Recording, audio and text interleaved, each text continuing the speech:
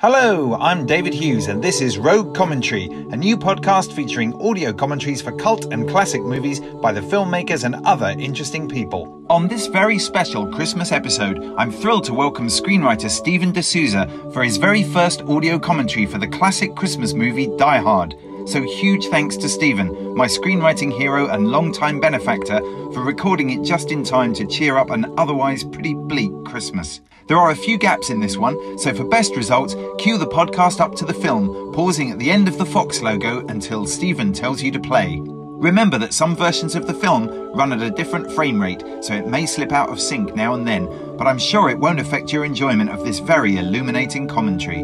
This episode is sponsored by Script Hub, a brand new way to help unrepresented screenwriters get their scripts seen by producers and agents. Find out more at script-hub.co.uk. Merry Christmas. Hello, I'm Stephen de Souza, screenwriter of the motion picture Die Hard, among others, and I'm happy to join David Hughes and do a row commentary for the movie Die Hard. And we're queuing up on the 20th Century Fox logo. And right where the logo ends is where I start on the Gordon Company Silver Pictures production. Title card, and an airplane lands.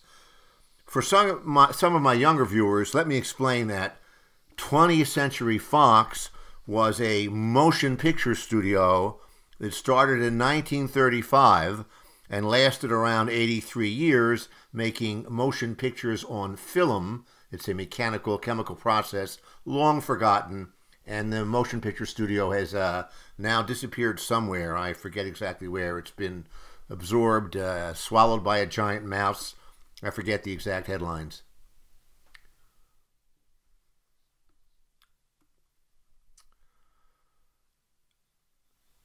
I cannot vouch for the validity of Fist with Your Toes.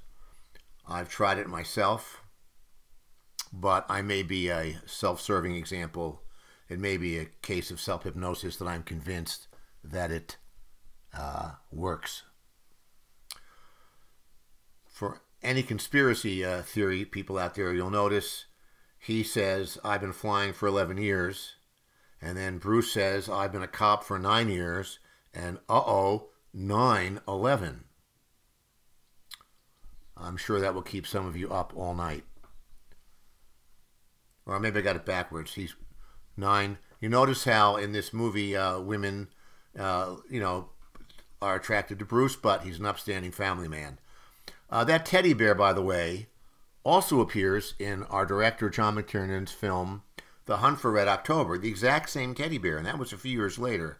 And I heard a rumor that McTiernan was sleeping with that teddy bear. I'm not sure if it's true or not, but it would explain a lot. Smoking in an airport. We all remember those days.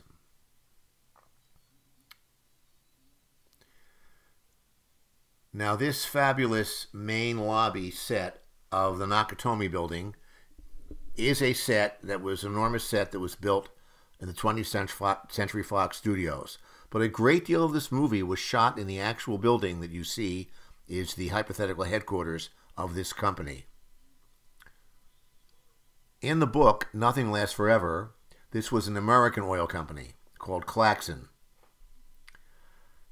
And I will confess that at the time we made this movie, we seized upon a paranoia in America about foreign ownership of American companies.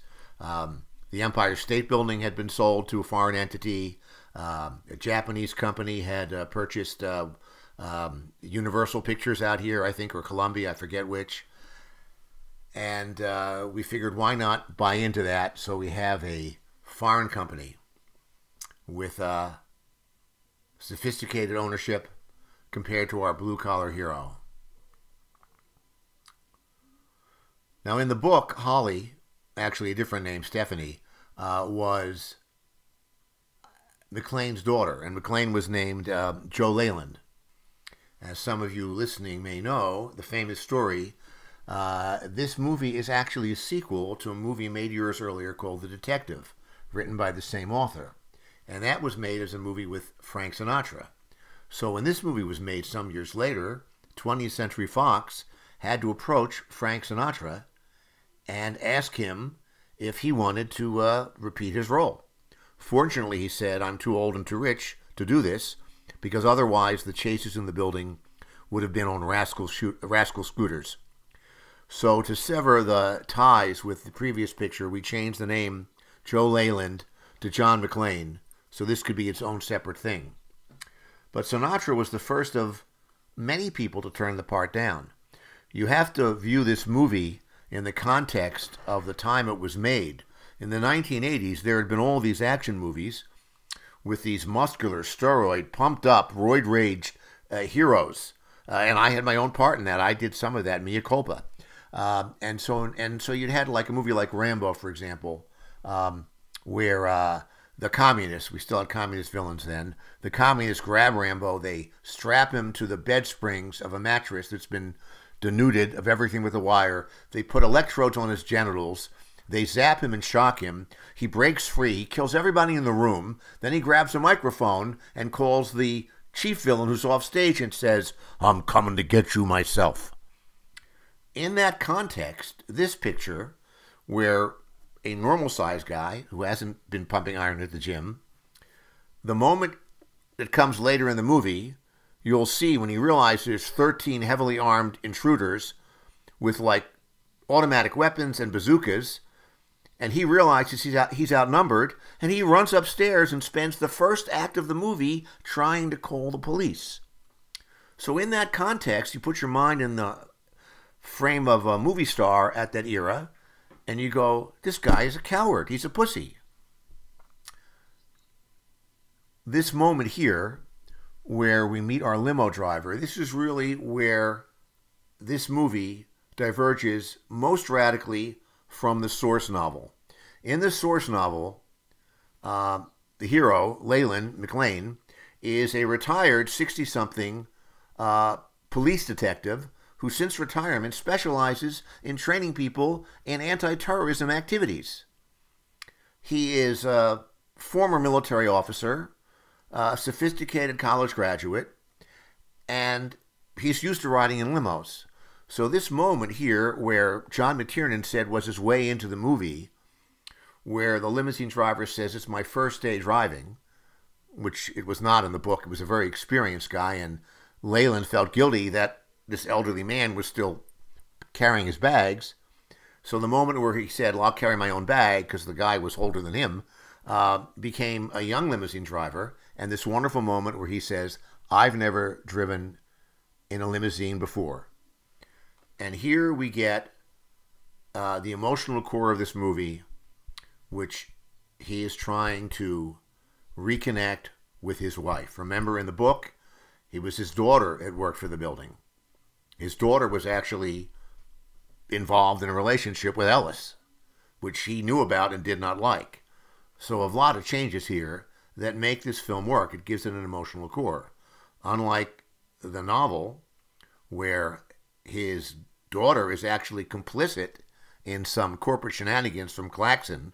Claxon actually is doing some underhanded things in South America. It's actually moving indigenous people out for their oil rigs.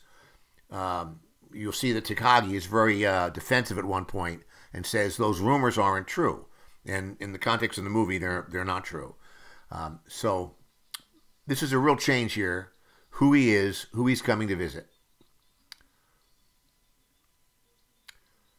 I'm going to pause in awed silence for my own credit here with Jeb Stewart. Jeb likes to tell the story when he was hired to write this movie based on the novel. He was looking for a way in, and he had a big fight with his wife. And he went out for a drive to clear his head, and this is his story, he should be telling it, and a carton fell off a truck, and he almost hit it. And he said, wow, imagine if you wanted to make up with your wife, and you, like, got killed. And that was his way to find an emotional story in here, which, of course, we all piggybacked on and built upon, and created this movie that seems to have caught on. This was the first movie that was filmed in this building, which was brand new. If you go back there now, and every Christmas there's a die-hard party, you can see the trees are fully grown. Now, this is actually the real lobby of the real building, I believe. It may be a set. I can't tell anymore. It's all a blur. I'm getting senile.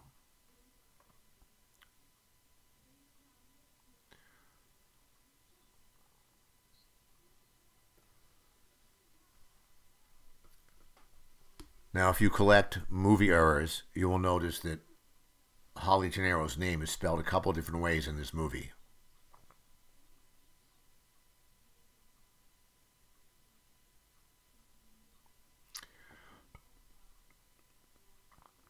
By the way, if you pay attention to the signage in the movie, whenever you see charts and graphs and things or like a list of employees, that's all of us on the movie, you know, putting ourselves into the movie, our little cameos. You can see our names here and there. I'll point it out to you if you really care.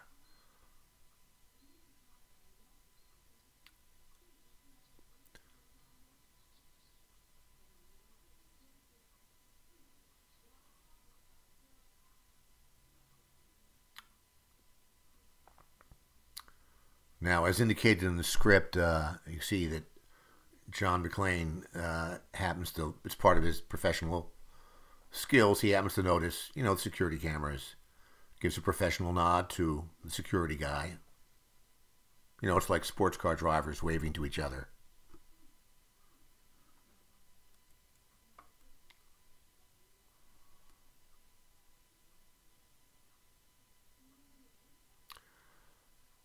Now, one of the things that I think makes this movie work so well as a great ensemble piece is, as famously has been told elsewhere, we had a real hard time casting this movie. I was saying this earlier because the actors and their agents and managers would look at this character and go, he's running away. I mean, as I recall, this is an action movie. There is no action whatsoever until page 21 when they kill the guard in the lobby. And I don't think the hero has an action scene till page like 31. It's like, you know, a quarter of the movie. So confronted with this apparently cowardly, passive hero compared to other heroes of movies, after Sinatra passed, which we were secretly pleased about, we went to the obvious suspects and were turned down in short order by, that's a cyclorama there with a young lady by the window. This is now a huge set. And the outside is a wonderful, gigantic, almost 300 degree cyclorama that, taking a cue from Alfred Hitchcock in Rear Window, had weather built into it. You'll see that clouds move and the sky darkens, and we go from dusk to dawn with that outside window. Now, in short order, Sinatra turned us down, then Arnold, then Sly, then Clint Eastwood, then Mel Gibson, then Richard Gere, then Don Johnson, then Al Pacino, Robert De Niro, Kurt Russell, James Caan, and Burt Reynolds, who was a Hail Mary call from our producer Chuck Gordon and Larry Gordon. They had worked with him many times. So at this point, with the movie having a hard release date, there was panic in the executive suites, and they made the offer to Bruce Willis, which was famously for $5 million.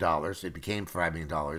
His management, his people, his agent, and so forth, they knew the picture was desperate. They had heard the stories of all those people that had passed, and they felt they were in a good position to drive a hard bargain. And they did. And that $5 million salary created a huge jump in actor salaries all across the town. Looking back, there was a review in the Village Voice when the movie came out. The people who made this movie must have always wanted to demolish a skyscraper, especially one of those high-tech glass and bronze monstrosities. An arrogant skyscraper, you know, like the Trump Tower. So take that how you will. That is a quote from 1988.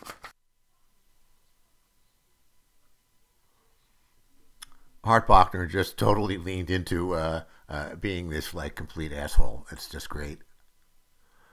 Now, this is interesting. This Pacific Courier truck, remember that name. It's one of those fictionalized names, the lawyer's clear.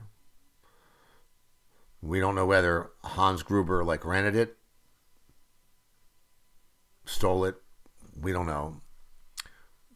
But it's apparently a real company in the fictional world of Die Hard movies, because in Die Hard 3, John McTiernan has a Atlantic Courier truck with the same logo, telling us that this company is a transcontinental company.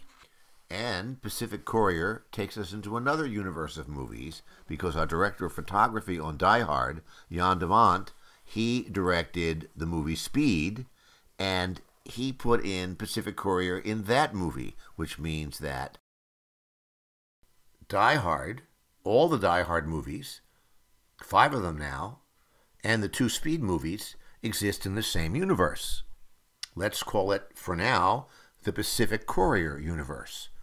We may change that name later, but right now there's 5 movies sharing this universe, sort of like the Marvel universe or the DC universe, all cross-connected. So keep track, 5 movies so far.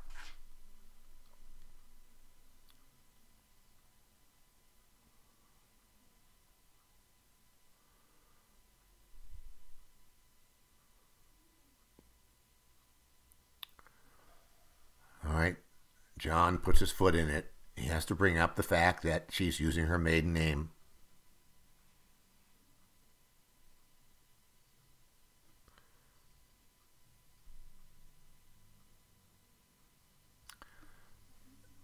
Now, this argument, which seems so tremendously real, we had some time, and unlike a lot of screenwriters, I'm been invited. I'm always welcome on sets because I know how to behave on a set.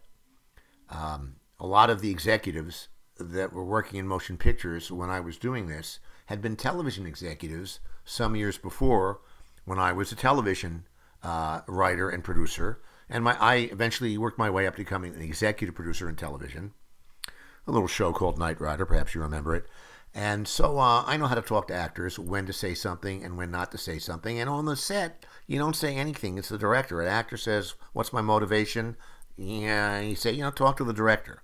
So because I was on the set a lot of these things in this movie that work well became from the communication with everybody. So Bruce and Bonnie improvised an argument. I spent over an hour with them as they did various, without totally off script, various couple arguments. I suppose bringing their own experiences. And then I tape recorded it, and then the best moments of their improv I retrofitted to the set, and then the next day it was official. And I think that's why this seems to be so authentic.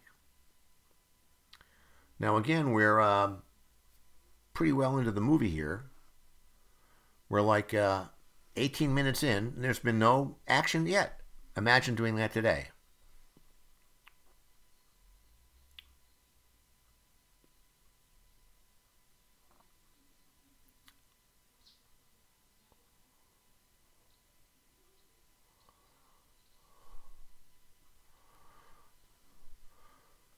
Theo, of course, is one of only 2 survivors, spoiler alert, from this invading group, which is why he got to be the star of the Die Hard battery commercial that you remember from a few weeks ago.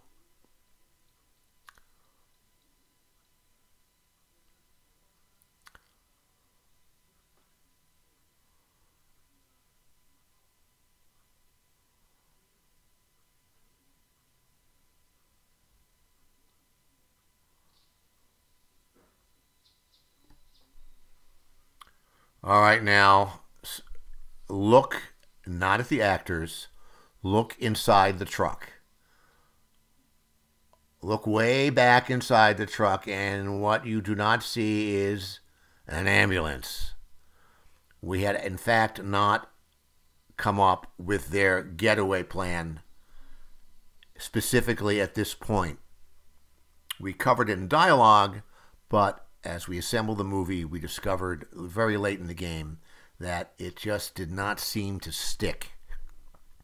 I mean, it's always hard as a filmmaker to put yourself in the minds of the audience because, you've read the script, you've been to dailies, you've been on the set, but we came to realize that the very quick, superficial explanation of the getaway plan, which Hans actually gives at the end of the movie when he had Holly at gunpoint, before we filmed that scene, we realized it wasn't sufficient.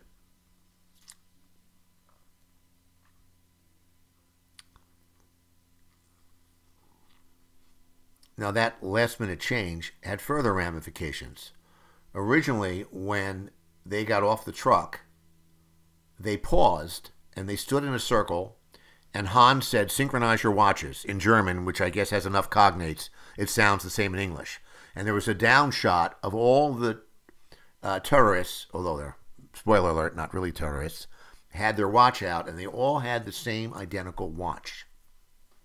I'll come back to that later.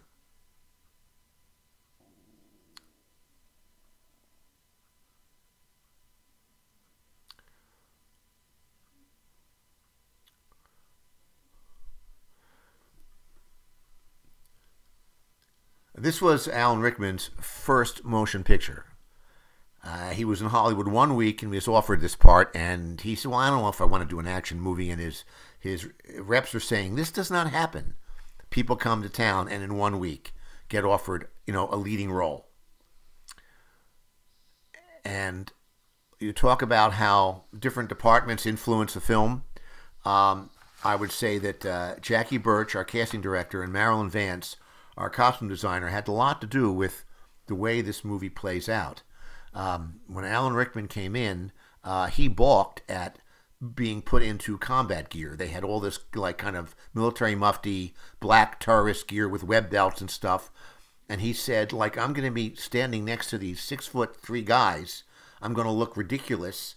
Aren't I management? Can I wear a suit?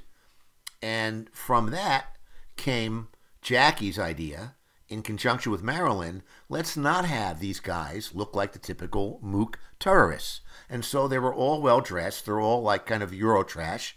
And that, I'm aware of that in pre-production, that pushed Bruce Willis more and more into a blue-collar street guy, which was nothing like the book character.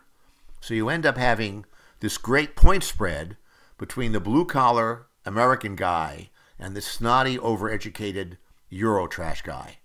And that is worth its weight in gold and gives us a lot of the wonderful fun that it comes in this movie, which is full of death and murder. But fun. This is shenanigans between two brothers, see? He's rushing his brother, kind of like short-sheeting their beds, I guess, when they were growing up in post-war Germany.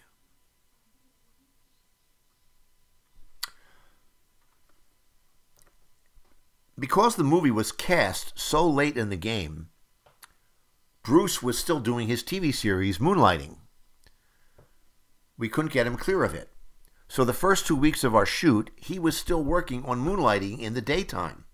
And we are filming, as you can see more and more, really filming at nighttime. Except in the main lobby here, we're filming really at nights when you look out the windows. So after about 4 days, John McTiernan came to me and said, "We're killing Bruce. He's catching catnaps in his trailer on Moonlighting. Steven, can you find more things for the rest of the cast to do? Can you expand on some of the other characters?" So this gave me a license to develop more scenes for Holly, to keep Argyle alive in the movie much longer, and to develop the annoying newscaster further. And it really makes the movie rich and wonderful, and McTiernan has been very kind. He said, "Steve, you gave me a Fellini movie." And I said, "Well, you gave me the marching orders." Now, why is there a naked woman there in the boardroom. The naked woman is there because our producer, Joel Silver, said, we're going to get an R rating for violence, so we might as well have some nudity. It's the same rating. That's a producer thinking.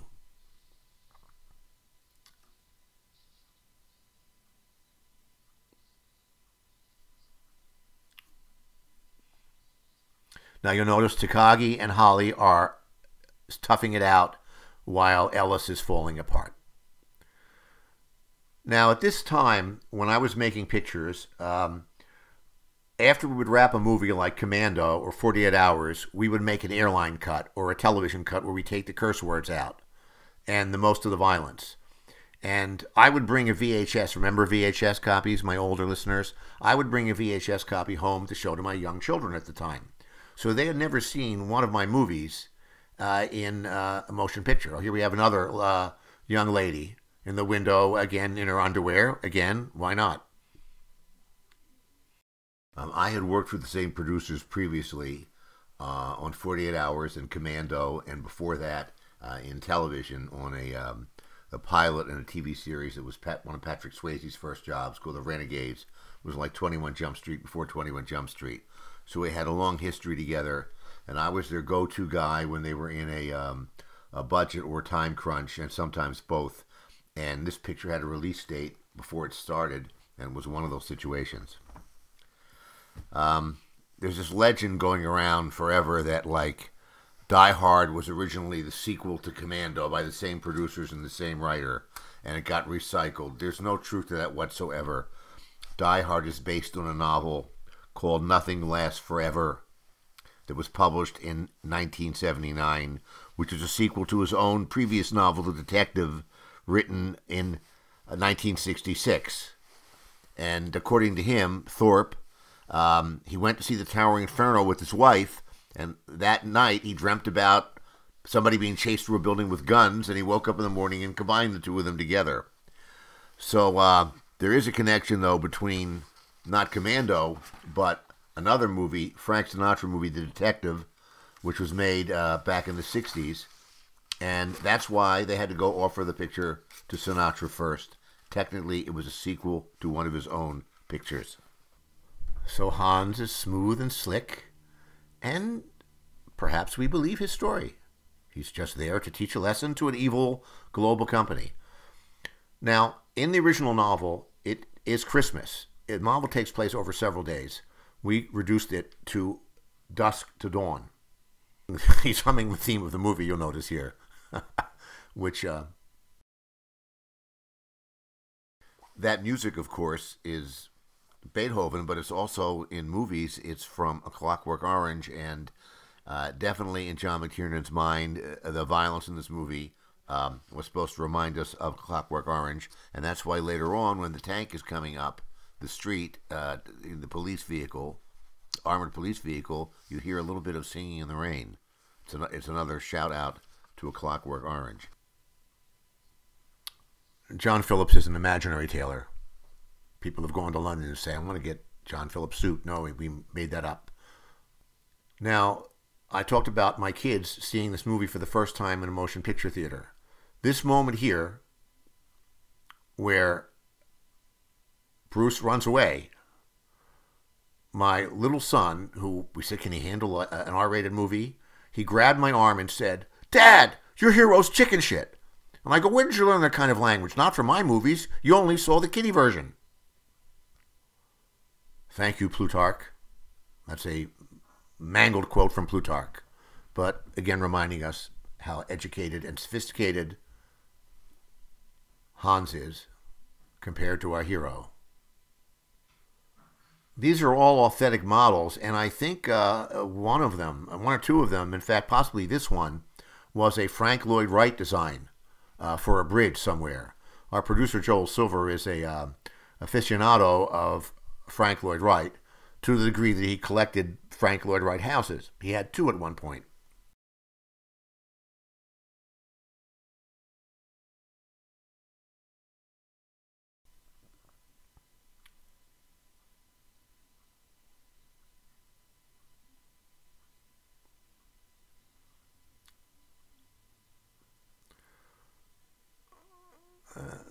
I have some fill-in-the-blanks questions for you.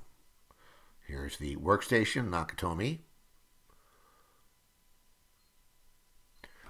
Now, I cannot tell you how many times people come up to me, not just on this film, but on other films I've done, and go, well, how did this happen? I don't believe that, this or that. Is it a little possible to believe, or do guns shoot that many times, or whatever the issue is, or can you drive across town that quickly? No one has ever said to me, what is this crazy idea that there is a lock on this computer that is a fiber optic line that goes underground in Century City, out to the ocean, and to Japan. It is the most ridiculous thing in the world, a dedicated phone line that goes across the ocean. Oddly enough, it came true this year. I believe Google is actually planning their own undersea cable to connect Asia to the United States. So, once again, fact copies fiction. And who said we were terrorists? This is John McTiernan, his idea, which makes this movie work. It removes it from politics. It takes it away from all of those, low-budget movies, terrorists, and it allows us actually to subconsciously root for the villains by not letting us know exactly what their plan is. Remember, it isn't until much later that you, the audience, really learns what the real plan is and learns there is a final lock that they cannot open. Every time someone, Bruce or the authorities, tries to thwart Hans and his team, we secretly want Hans to succeed because we want to learn what he's doing. We realize if he gets killed, then we'll never find out what his plan was. It defies logic because obviously before they left Germany, Hans explained the whole plan to everybody. Yet when the building is surrounded and spotlights are thrown up and the FBI comes, his guys go, oh my gosh, what do we do now? The FBI is here. And he says, it was always my plan. I wanted the FBI to come. One of these guys should say, now? You tell us that now? But again, in the context of the motion picture, it works.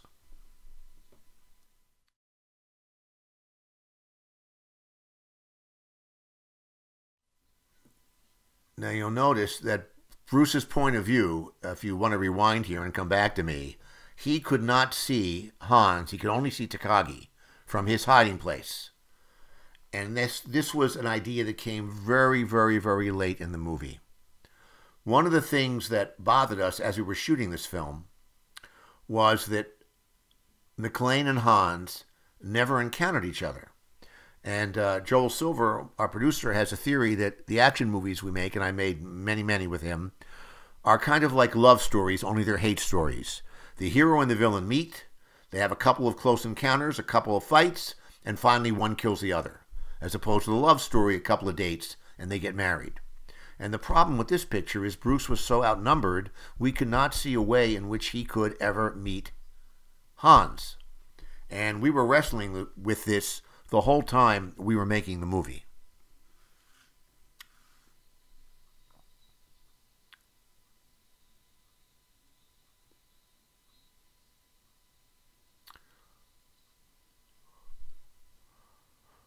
I think we told ourselves that some of the terrorists were German and a couple were Italian to explain why they're speaking English to each other.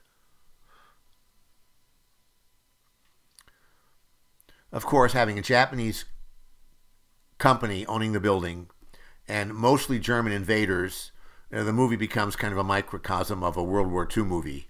And again, trading on the paranoia people had about all these foreign entities buying up America. Of course, a little research will show you that the foreign entity that owns most of America has always been, and remains to this day, the Dutch. Remember, they were here for New Amsterdam. But somehow people never get worked up about Dutch ownership. Those Dutch uncles know, probably Dutch treat.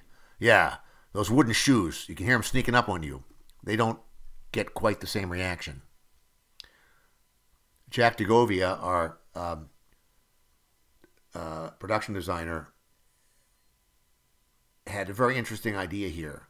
This is what they're after, the vault room. And the vault room is the only round part of this entire movie. Everything else is sharp angles. The vault room is a circle because the entire movie is circling in on this. Now, this is really an unfinished floor of this actual building.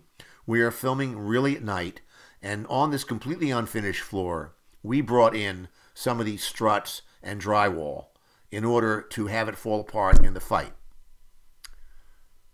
This fire alarm is interesting.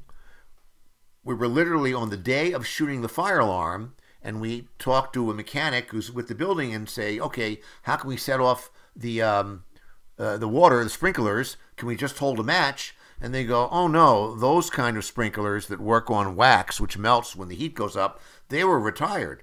This whole building has microchip sprinklers.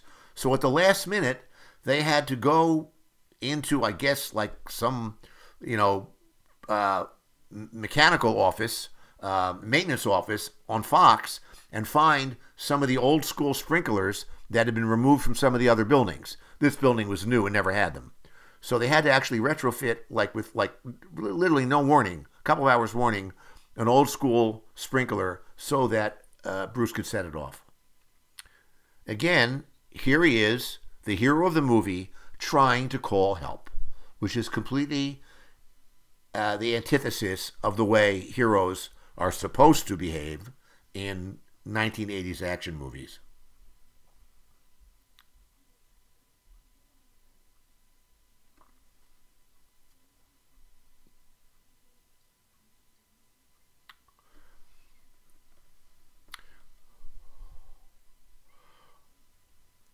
Also, this movie had modern lighting. I mean, the building had modern lighting, and John McTiernan and Oliver Wood, our DP, and our production designer wanted the fluorescent lights to have this kind of cold, chilly thing. So we had to put fluorescent lights in order to have them in the movie.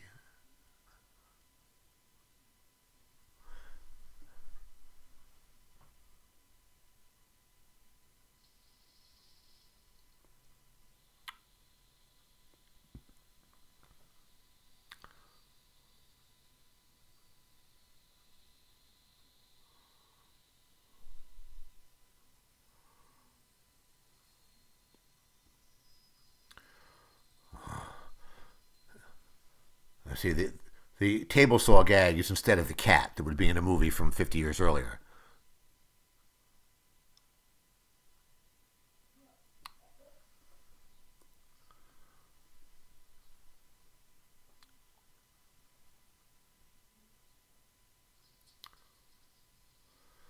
Now, I mentioned earlier the cyclorama with the weather changing is certainly a la Alfred Hitchcock in Rear Window. This is absolutely, I admit to the theft. This is inspired by Torn Curtain, where there's a scene where Paul Newman has to bust his ass to kill a Stasi, an East German spy. And Bruce here does it purely by accident. He got lucky here. This guy's younger, stronger, and he's lucky he broke his neck falling down the steps. Now, remember what I said about how they synchronized their watches earlier. McLean searches everybody, which is why he notices that their clothes have their labels cut out, their IDs are too good, but he also noticed the watch. You'll see here, right here, there's a moment where he looks around guiltily when he takes a cigarette lighter. But he also, in the original footage, hesitated and looked at the watch on the guy, and there would have been a laugh there, like, is he thinking of stealing the watch? Which we ended up removing, and you'll see why in a little while. See there, oops, like he took the, it's a copy, took that. All right, so now we search, see that he notices the labels are cut out.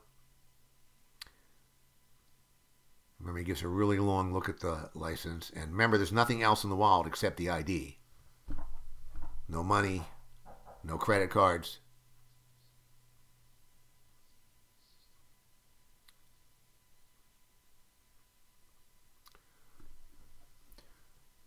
Now, obviously, when I'm writing the script, I'm putting in these Christmas things. I'm putting in the conversation in the car. That is Christmas music. But it really wasn't until I set foot on the set and saw all the Christmas decorations that I realized how Christmassy this movie was. Now, when we got going on the picture, I think a previous year, 18 months earlier, Lethal Weapon had come out. So I said to Joel, you know, this movie is this a thing now? All your movies are Christmas? And he said, well, it was Christmas in the book, but even if it hadn't been Christmas in the book, I want it to be Christmas in the movie. I want all my movies to have Christmas, because that way, at least once a year, one of the 3 networks, remember, this is back in 1988, one of the networks will probably play it on Christmas, and we'll all get a residual check. This is 2 ad-libs right there. He won't be joining us for the rest of his life was an ad-lib that Joel suggested to Alan Rickman right there. And Alan Rickman ad-libbed the idea that he would hit the buffet table. He sat down there and he saw the food and said, you know, started to eat it. And then after the take was over, he said to McTiernan, was that all right? And he said, oh, I loved it.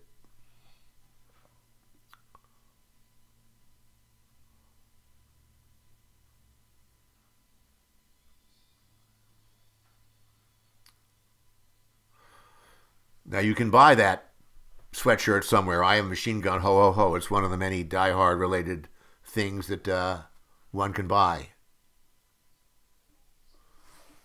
If you're keeping track of your movie errors, you're one of those people. You might have noticed the dead guy blink. Hans saying, no, this is not a security guard who's usually getting fat on a pension. This is something else. This is the beginning of the duel of wits,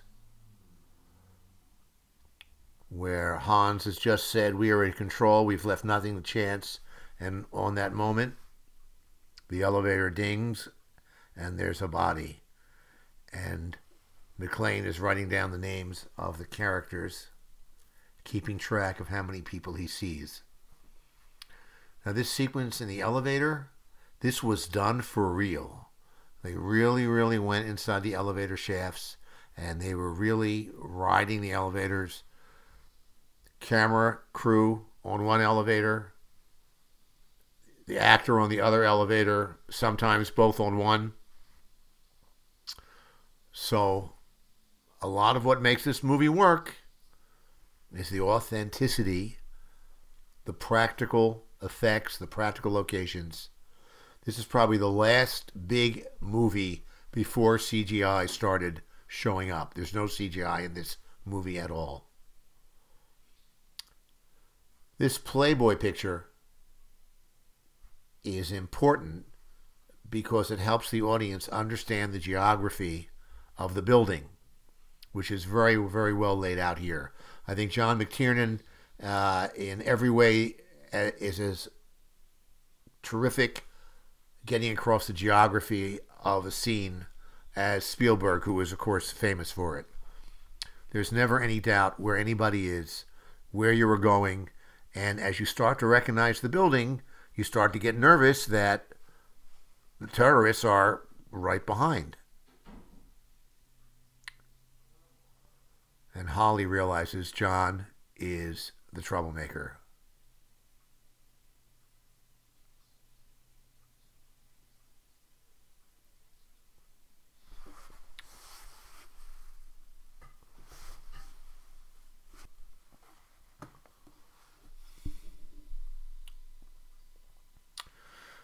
Now, this area here where McClane is running upstairs, we'll see that again later. We revisit a lot of these locations, and you get a sense of what's going on.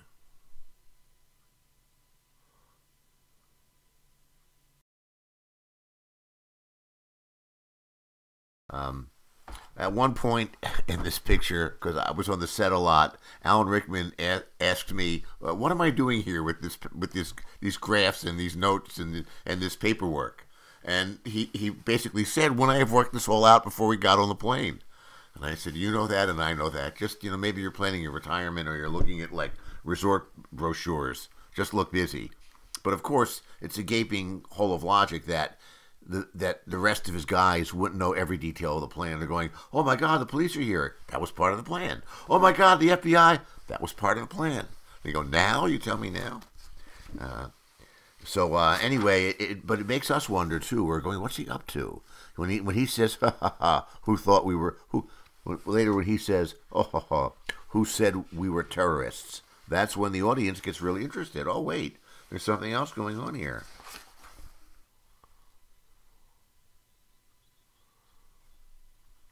If you pay attention to Bruce's undershirt, it gets dirtier and dirtier and bloodier as the picture goes on, and it reinforces the passage of time and the abuse and danger he's in.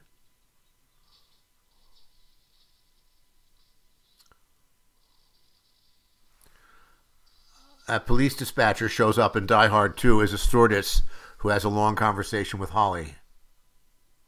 Part of the Die Hard family.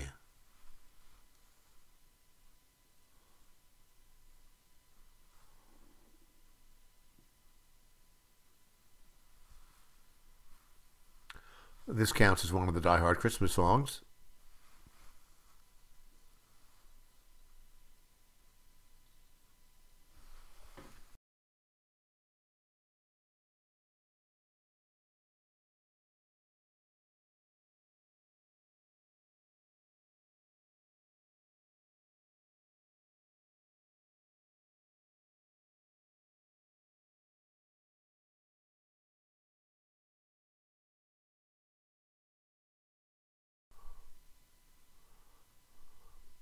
If you're ever on one of those Die Hard tours or the Die Hard Christmas party they have every year at the building, you'll look for this 7-Eleven in vain. It is now a dry cleaner. You'll also look for those prices of gasoline in vain.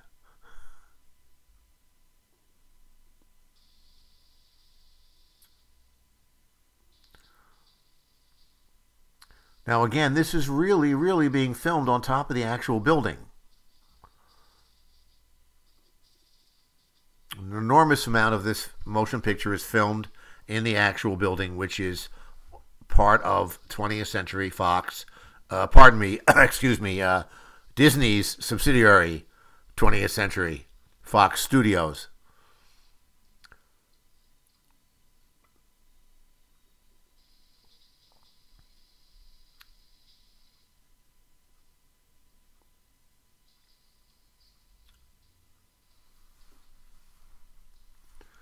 This is the beginning of an entire reel, almost 10 minutes, with virtually no dialogue at all, just suspense, chasing, stalking, with tension building and building.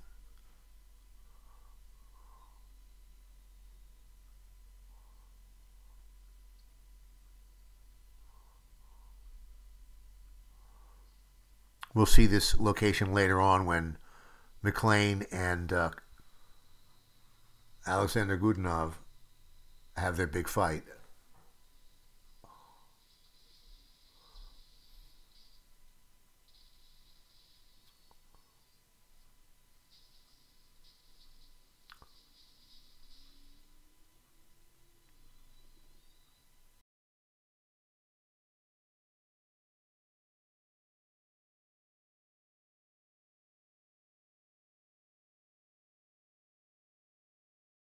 You know, a lot of this was the actual Fox building that Fox owned and that they were about to rent out. It was a new building at this time. And we were a movie company. We were like part of 20th Century Fox, but we paid retail. There was no discount. Those floors we rented, you know, to dress, to appear in the movie, we paid the same rate an orthodontist would have paid. Speaking of tenants, there's a funny story. Years later, when Ronald Reagan retired, well, officially, mentally he retired, I think, a little before he was out of the office. His office was there. It was the penthouse. The penthouse in the movie, well, was Ronald Reagan's penthouse. And when the Secret Service swept the place, they were very alarmed to find bullet casings. And they thought, uh-oh, was somebody up here, like, doing a dry run? And they finally realized it was bullet casings from our movie that had rolled off into corners and had been forgotten.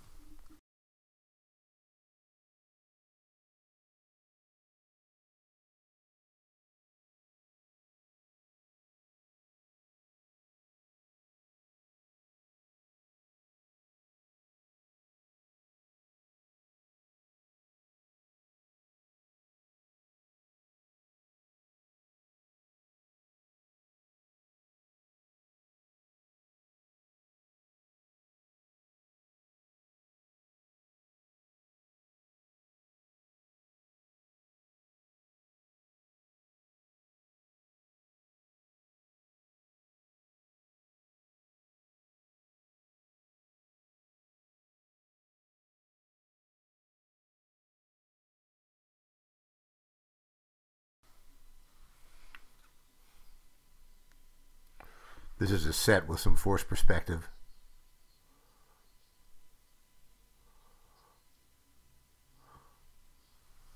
Now, this is actually a lucky accident where the stuntman actually was not supposed to fall. But we kept it in.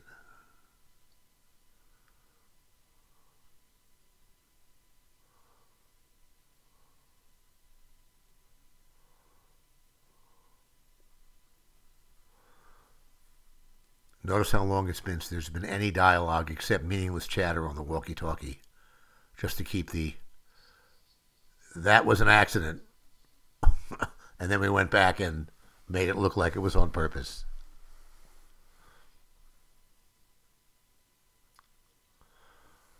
Okay, now, this is interesting. I was on this set all day. I go home. I get a phone call like 3 o'clock in the morning from Joel Silver. You got to come back here right away. I go, what's going on? And he says, these idiots built the air shafts, normal air shaft dimensions. In other words, rather than making bigger than normal, this is the real size of an off-the-rack air ventilation shaft. So as it was explained to me, it's taking Bruce forever to crawl down the tunnel. So we need some added lines to like fill that dead air. So when this was being filmed, I drove back to the studio and I was underneath the air shaft, not far away from where the actors are, trying to hunt Bruce. And Bruce had a walkie-talkie and I was giving him lines I was making up on the spot. So a lot of what he says in there is just being made up seconds before Bruce delivers the lines. Now I know what a TV dinner feels like is an ad-lib that Bruce came up with.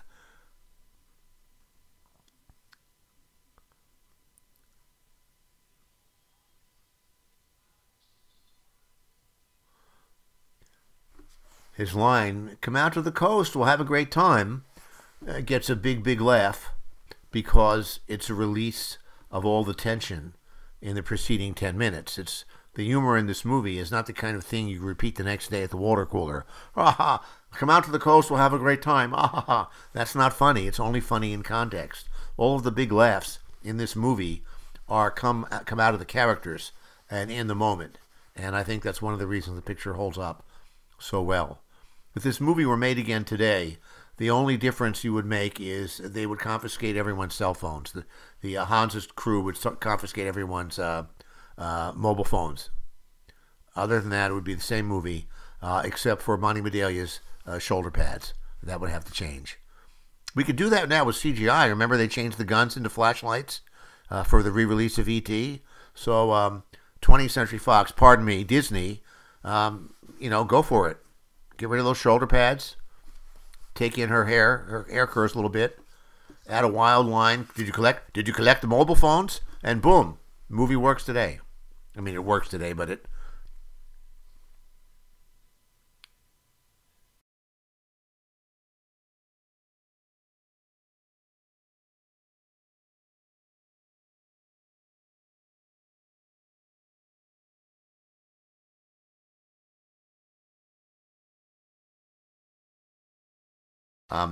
I heard a funny story about the sound of the movie, which was the sound of LA city traffic up on the rooftop was just kind of like a low, a little annoying buzz. And so they actually used New York sound for the sound of traffic here in Los Angeles.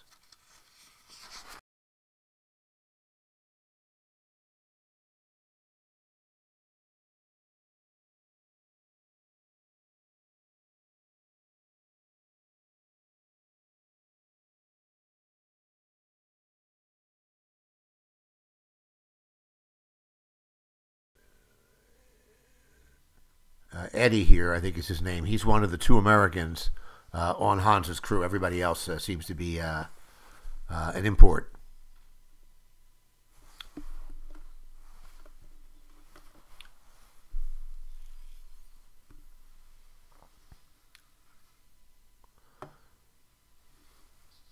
Now we are almost an hour into this movie, and the hero of the movie has been nothing but reactive. He has been trying to hide, and he has been trying to call the police for help. And you wonder why all those actors passed.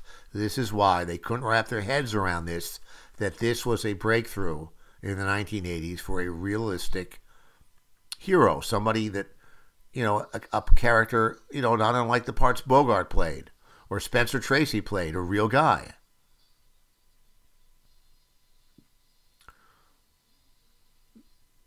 Now, this is the first stand-up fight that Bruce's character has had in the entire movie.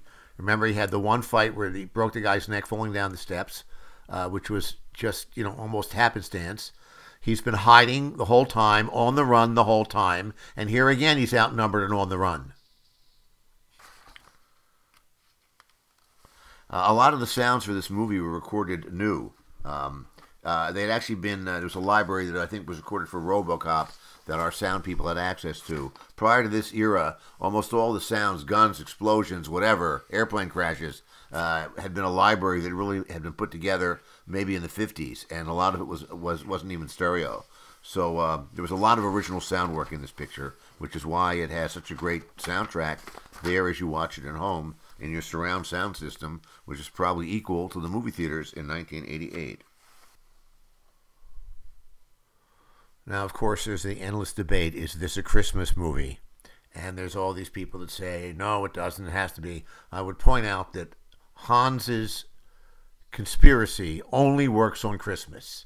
He needs to have the building empty, and he needs to have all the top executives flying in from Japan so that somebody will have the code word, supposedly.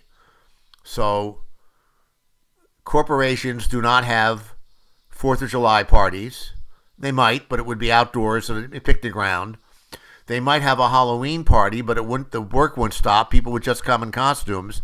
The only circumstance in which the building would be empty and all the key people would be there would be on Christmas. So if Hans has been planning this crime for months and months and months, it only makes sense on Christmas.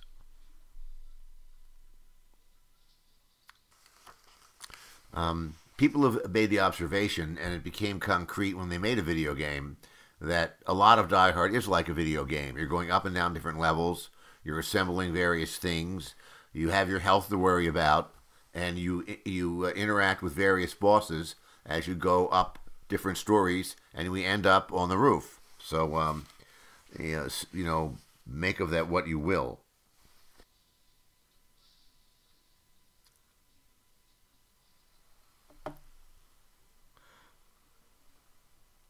By the way, Reginald really drove the car here. He really did that gag. He didn't know any better to say, can I have a stuntman? So he really drove backwards off that thing.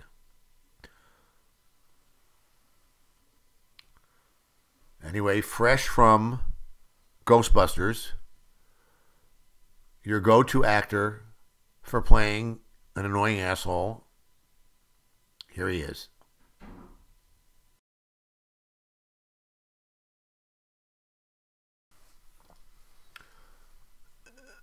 This is inconvenient timing. I'll say this is where his crew would go, Hans, what the hell? Why didn't you tell us before we left Germany this was part of the plan? Now, this is very Hitchcocky, and Alfred Hitchcock had a habit of putting the camera up high when there was a giant gear change in circumstances in his films, which you may remember from other films. And that moment there, that down angle on Hans, when he realizes the situation has changed.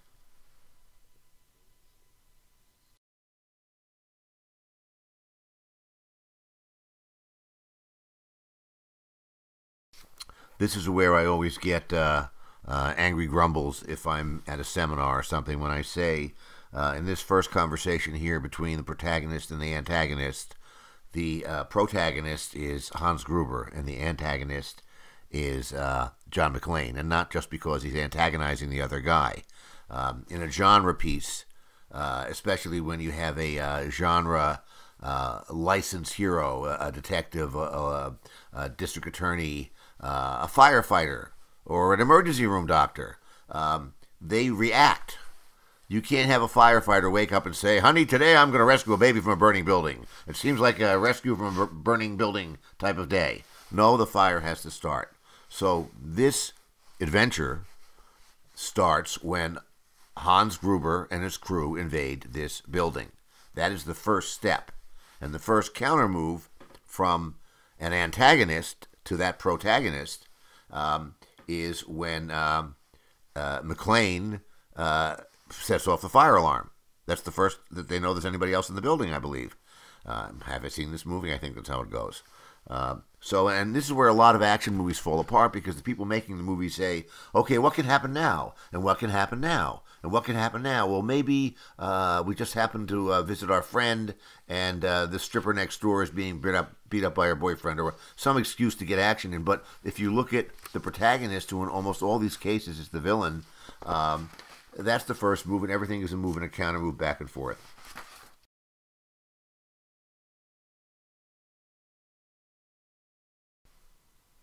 Now, this whole Roy Rogers conversation comes out of a conversation Bruce and I had when we first met and realized that we grew up a few miles apart near Philadelphia, and we talked about our playing cops and robbers under the boardwalk in Atlantic City and watching our local TV shows, which included Roy Rogers and that iconic line.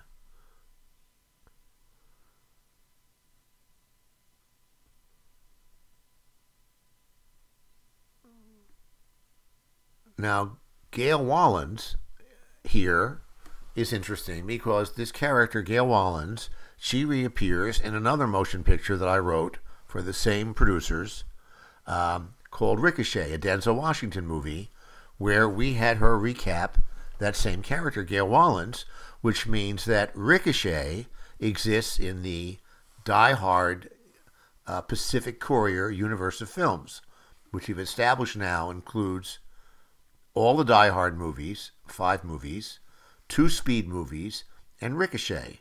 So that is now, let's see, 5, 6, 7. That's 8 movies in what we're going to call, for now, the Pacific Courier universe of movies. However, we could rename this universe of movies now the Valverde universe of movies, because in Die Hard 2, it is established that the General Esperanza, who is being brought to justice in America, is from the country of Valverde. And the country of Valverde also appears in the movie Commando. And it's because it's my go-to fictional movie. When you write these fictional movies, you want to write a movie, and let's say you do a story, and you say the ambassador to the United Nations from Uruguay is actually an international diamond smuggler, and now you get a lawsuit from the actual Uruguayan ambassador. So Valverde was a country I made up for Commando so that we could say all these things about the government and not get an angry letter from a lawyer.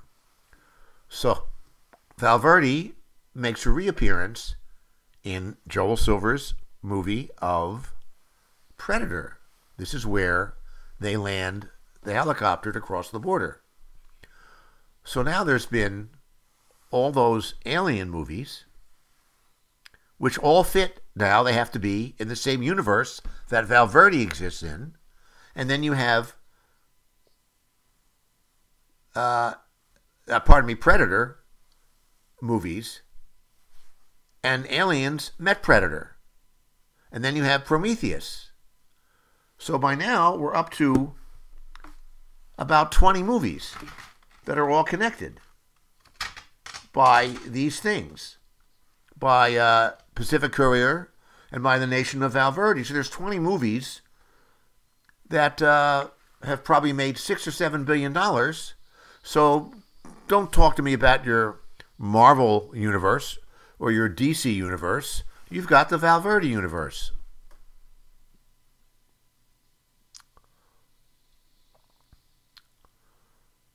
Dwayne Robinson's driver here is Charlie Pacherny, our stunt coordinator. It's probably the only time he sat down on the entire movie when he got to drive the car. He was on the go the whole time. And here we have the other guy you get when you need an asshole in your movie.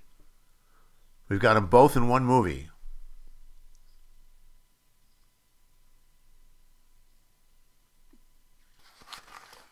You'll notice how often I like to get rid of the guns, in my films. Anybody can pick up a gun. If Grace Kelly can pick up a gun, speaking of High Noon, anyone can. So you'll see in a lot of the fights here that I try to get guns out of the fight as quickly as possible, so it's more visceral.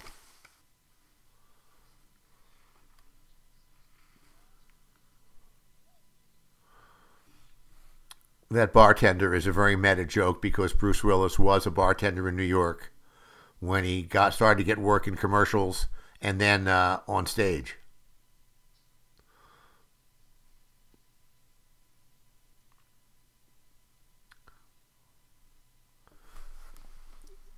This scene where Holly confronts Hans was the first scene I wrote when I came onto the picture, and I wrote it first because they wanted to cast Holly and Hans.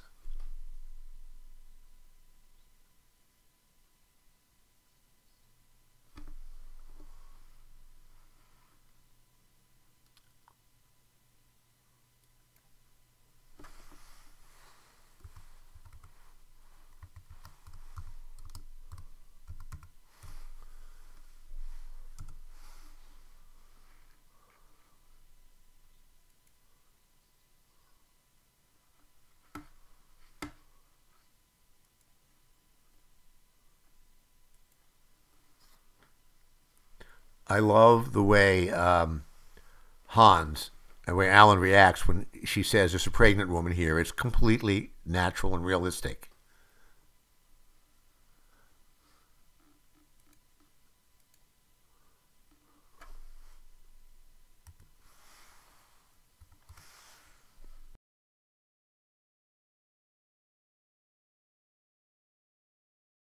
Now, all through this movie, we've been wondering what Hans was up to, and we learn it at the last minute. He needed the police, the FBI, to turn the building off. And when the FBI turned the building off, becoming the absolute dupes of the villains, we are rooting for the villains. I mean, that one guy in the manhole who's trying to talk them out of it, we're thinking, shut up, shut up. And we're happy when Robert Davi says, listen, shut off the power or you lose your job. We're happy because we want to see what happens next. So we are complicit. We are rooting for Hans and the gang, and that's why the music here is absolutely triumphant, and the photography is all backlit with those magical flares, and it's just like upbeat. It's like a birthday party. It's a Christmas party for the villain. So this is the highest moment of success. Hans, at this point, he has succeeded. Like, we stop the movie right now, he's a winner. It's like if you stop the vote, like it comes to a different outcome. Stop the movie right now. Happy ending for Hans. But the movie keeps going. And of course, we go right from that to our hero at his lowest. And now, when we see him bleeding, like a minute ago, we're totally with Hans. Good job. Brilliant. Outwitted those FBI guys. Now we're back. Our allegiance is back. A whipsaw. That's why the movie works emotionally. It's what we call an emotional roller coaster, as they say. And by the way, neither scene has anything explosive happening in it. It's just we're invested at this point in everybody.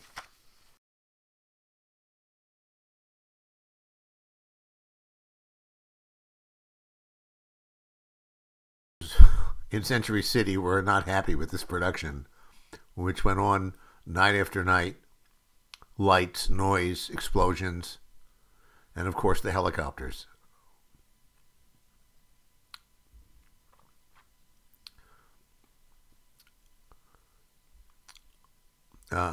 McLean says, I always liked Roy Rogers when Hans does a litany of various cowboy movie stars. I remember a review of the film when it came out in a magazine called Jump Cut, which is a very literary left of center film journal, and the reviewer, who liked the movie despite its misogyny, so-called misogyny, said, and of course he says my name is Roy because Roy is French for king, and he wanted to be the king in his castle, which his wife was preventing. So anyway, it was because of Roy Rogers, not because Roy is French and king.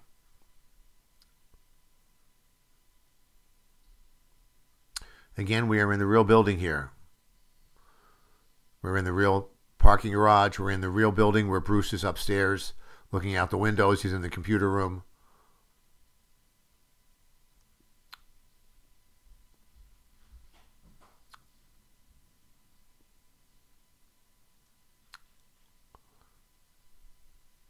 That was an ad lib.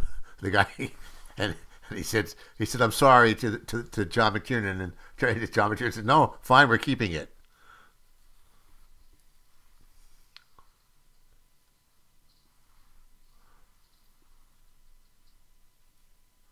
And this is another ad lib spontaneously. Al Leong on the set here, which Michael Kamen decided to give a music cue.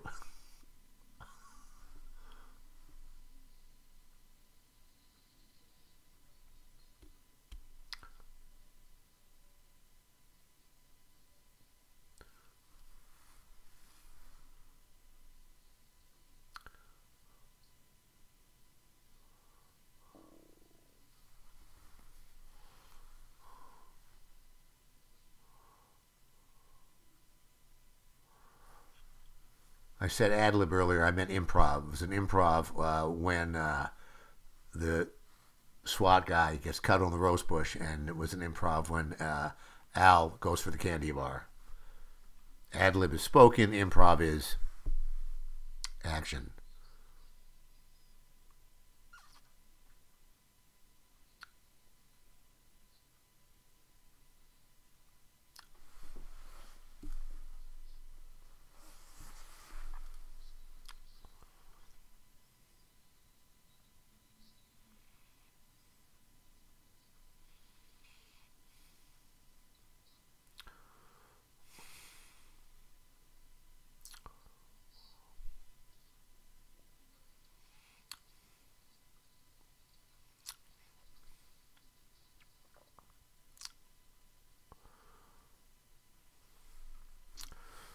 Of course, on the 10th or 11th or 12th viewing, it does beg the question, why are they using electric torches to cut through the doors? Why not break the glass? Well, maybe it was bulletproof glass. Maybe it was unbreakable glass.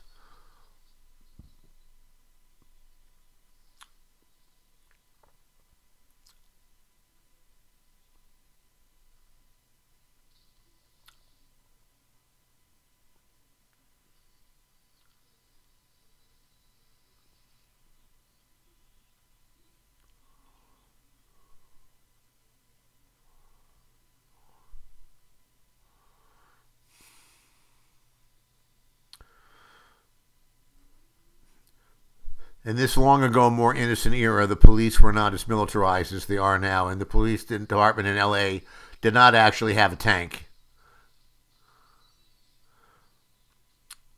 The movie company provided it.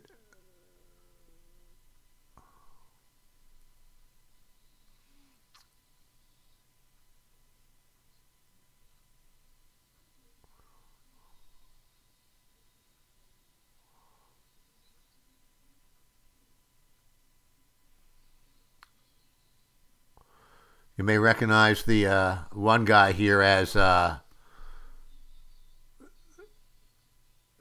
Vigo the Carpathian, who the painting that comes to life in the Ghostbusters sequel.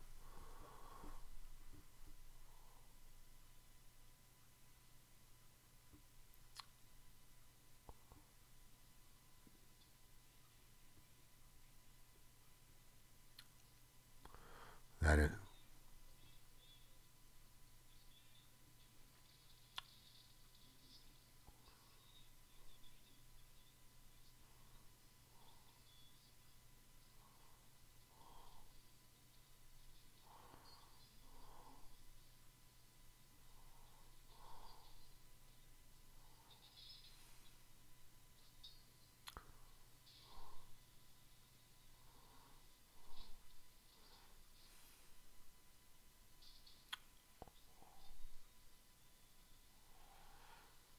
One wonders how they got all this stuff on the airplane coming from Europe. Well, maybe they bought it at the Army. Maybe they got it at the same Army surplus store that Arnold Schwarzenegger raided in Commando. Maybe they got it locally. that missile was on a wire. It really wasn't free flying.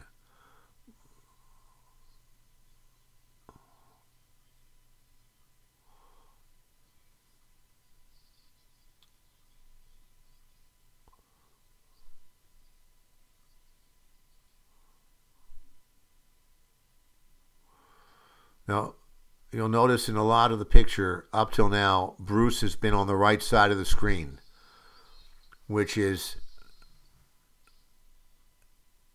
not as powerful as the left side when you're moving, attacking, charging. See, Hans is on the left here. And you're going to see he's going to become more oriented towards the other side of the screen as he begins to take charge and stops being passive and becomes the aggressor and becomes the hunter, not the hunted.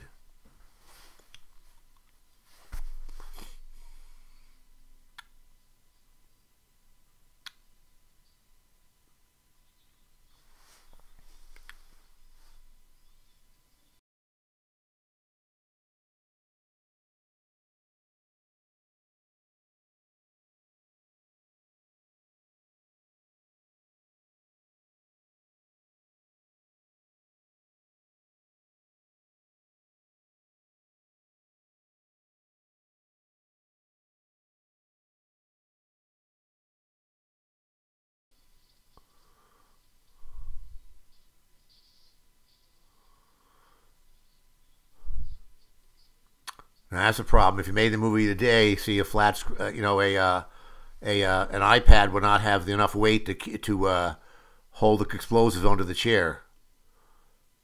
So it's a good thing cathode ray tubes were still in monitors. Now that scene there, they actually put flash bulbs. They had special flash bulbs made from Kodak or somebody, and they actually put them on the building to simulate explosions. They put plywood on the rear windows and then the flash bulbs on the outside to create the illusion that the actual windows of the building were being blown out. It was also combined with a model shot. We had a model of the building. It was like, I don't know, must have been like 20 or more feet tall, maybe 30 feet tall.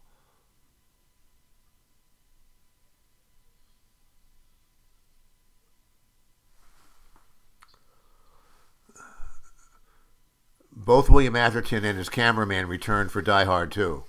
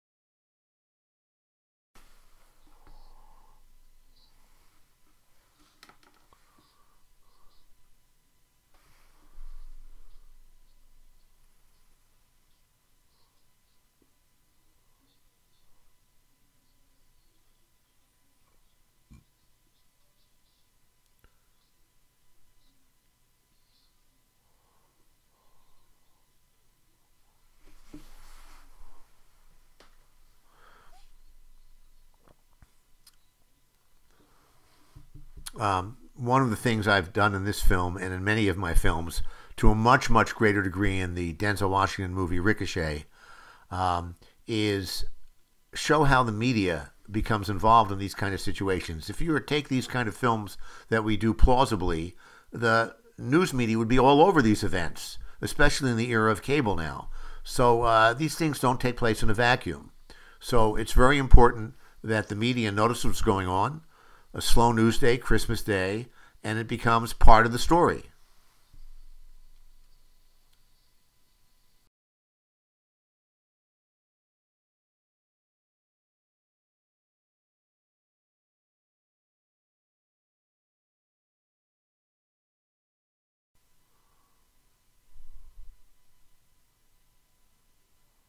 Very subtle there, where Carl, where Goodenough says, "Can I kill the guy?" with a look, and Hans with a look says, "Maybe later, maybe later."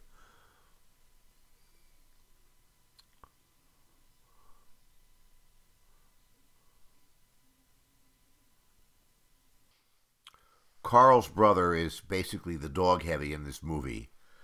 That's an old Hollywood term that refers to the pecking order of your villains. So there'd be the main villain, that's obviously Hans here. And he, the main villain is going to try and kill the hero. And the second villain will kill the deputy. Like, for example, Carl here does a lot of killing. And then the third villain does something generically mean. Like kick a dog or like die early. So he's the dog heavy.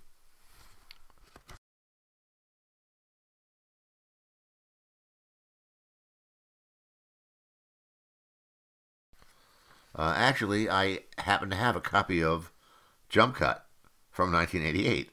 Why, here it is right here. The review was written by Maurice Yako, and it was entitled Die Hard, the White Man's Mythic Invincibility.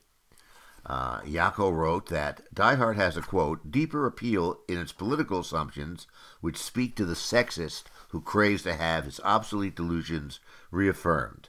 McLean adopts the nom de guerre Roy, as in Rogers, but also, vis-a-vis women, as in King. Consistent with the film's demeaning of women are the passing bits of gratuitous sexism. So, and it's all because he said Roy. Meanwhile, the film has, I think, a terrific role for Bonnie Bedelia as a leader of the hostages, who has more balls than any other men in the room.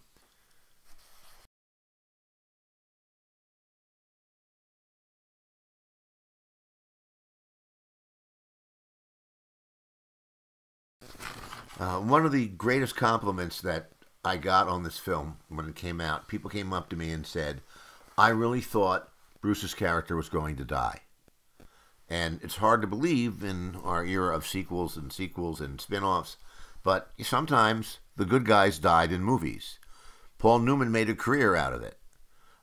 So the greatest compliment I got on this movie was people said, I thought maybe Bruce was going to die in his wife's arms or some kind of ending like that. I mean, Humphrey Bogart had died in movies. Frank Sinatra died in movies.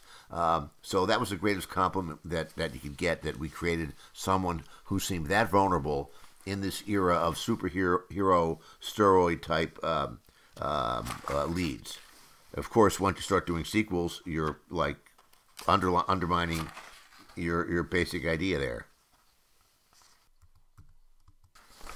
Anyway, after that long chase through the building with almost no dialogue for about 10 minutes, and you get a big laugh from, come out to the coast, we'll have a few laughs, not because it's so brilliantly funny in a joke-writing way, but because it relieves the tension. In the same way, the next time we see Bruce, he's leans against the wall and he takes a puff of cigarette, and it's like everybody in the audience, said, oh, I need a cigarette, at least in 1988.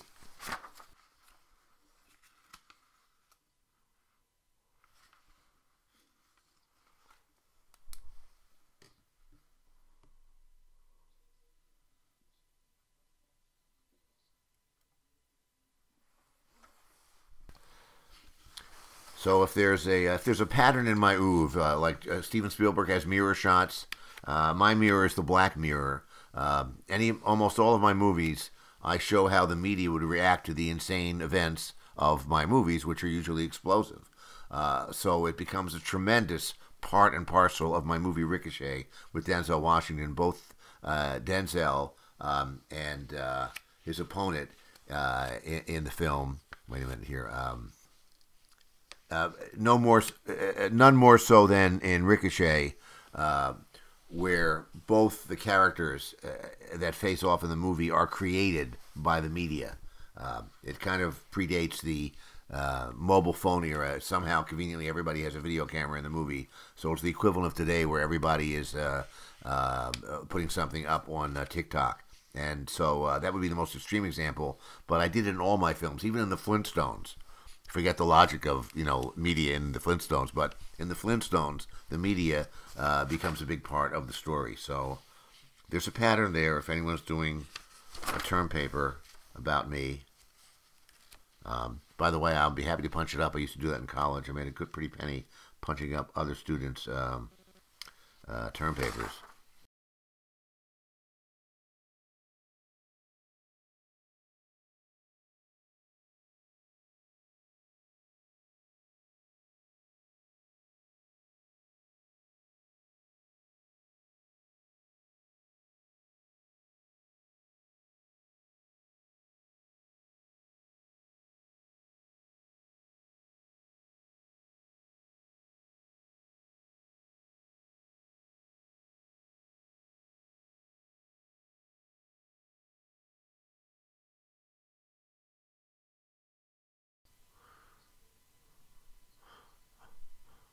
I'm so waiting for Paul Gleason to say, "You mess with the boy, you get the horns." If only we thought of it on the day he could have said it in this movie.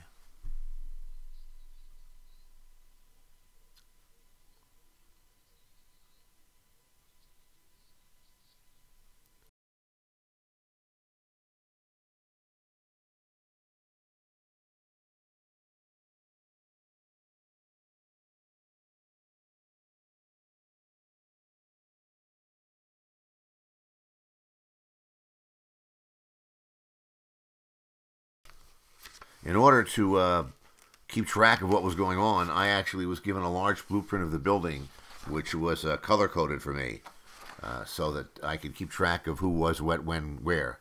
And I think there's a coffee table book of Die Hard that has a reproduction of that blueprint. Someone will probably make a Dungeons and Dragon game out of the blueprint. It probably could easily be done.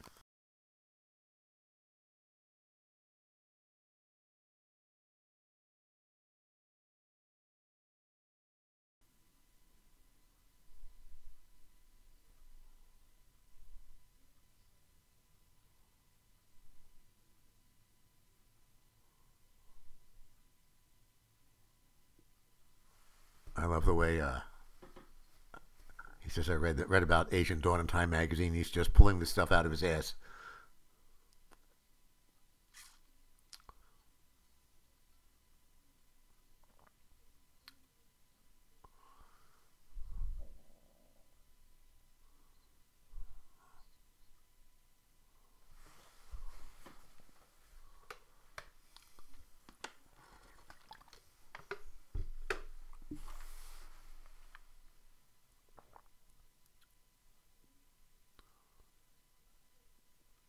See, now when he says, "Who cares?" we realize there's an agenda here we don't know about.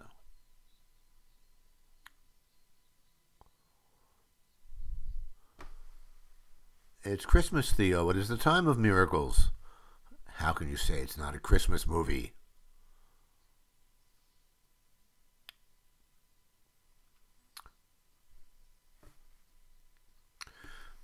Now, I remember I said earlier it was driving us crazy. We couldn't get Hans and McClane to meet. It was problematic. Well, originally in the script here, because Theo's job was done, he had already cracked all the safe cracking. He'd gotten past all the locks except the one that was going to be done when the power was cut off, which apparently Hans has not told anybody. So he was the one, since he was done with his job, who was sent to go look for the explosives, see if they were planted.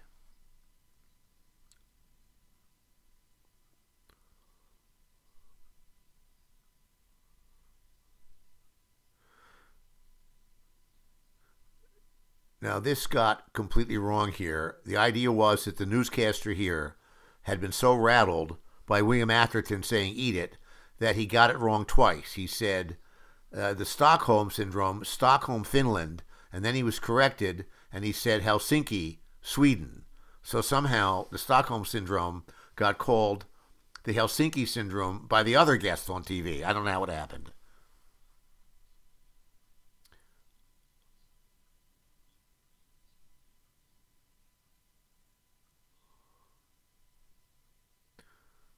Now, I've seen this movie in several theaters in the U.S.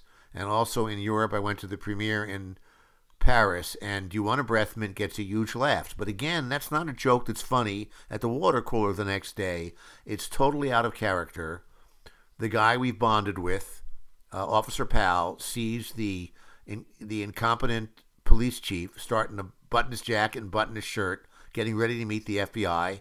And he sums up what a kiss-ass the guy is right away when he says, "Do you want a breath mint?" Agent Johnson & Johnson, that is Jeb Stewart's idea, and it's very funny with these two guys. I like the way he says, "no relation." Anyway, originally this was going to be Theo who was going to do this, and Theo was an American and briefly fooled the McClane character. One day on the set, remember I said I'm more welcome than a lot of writers are on the set because I know how to behave. You don't talk to the actors. You know the protocols. One day on the set, late in the afternoon, we were on a break, and they were bringing around the craft table, the snacks, and someone said to Alan Rickman, "Alan, a lot of the UK actors can do an American accent. Do you do an American accent?" And Alan said, "Well, I don't know if I do an American accent per se, but I do like, a California one."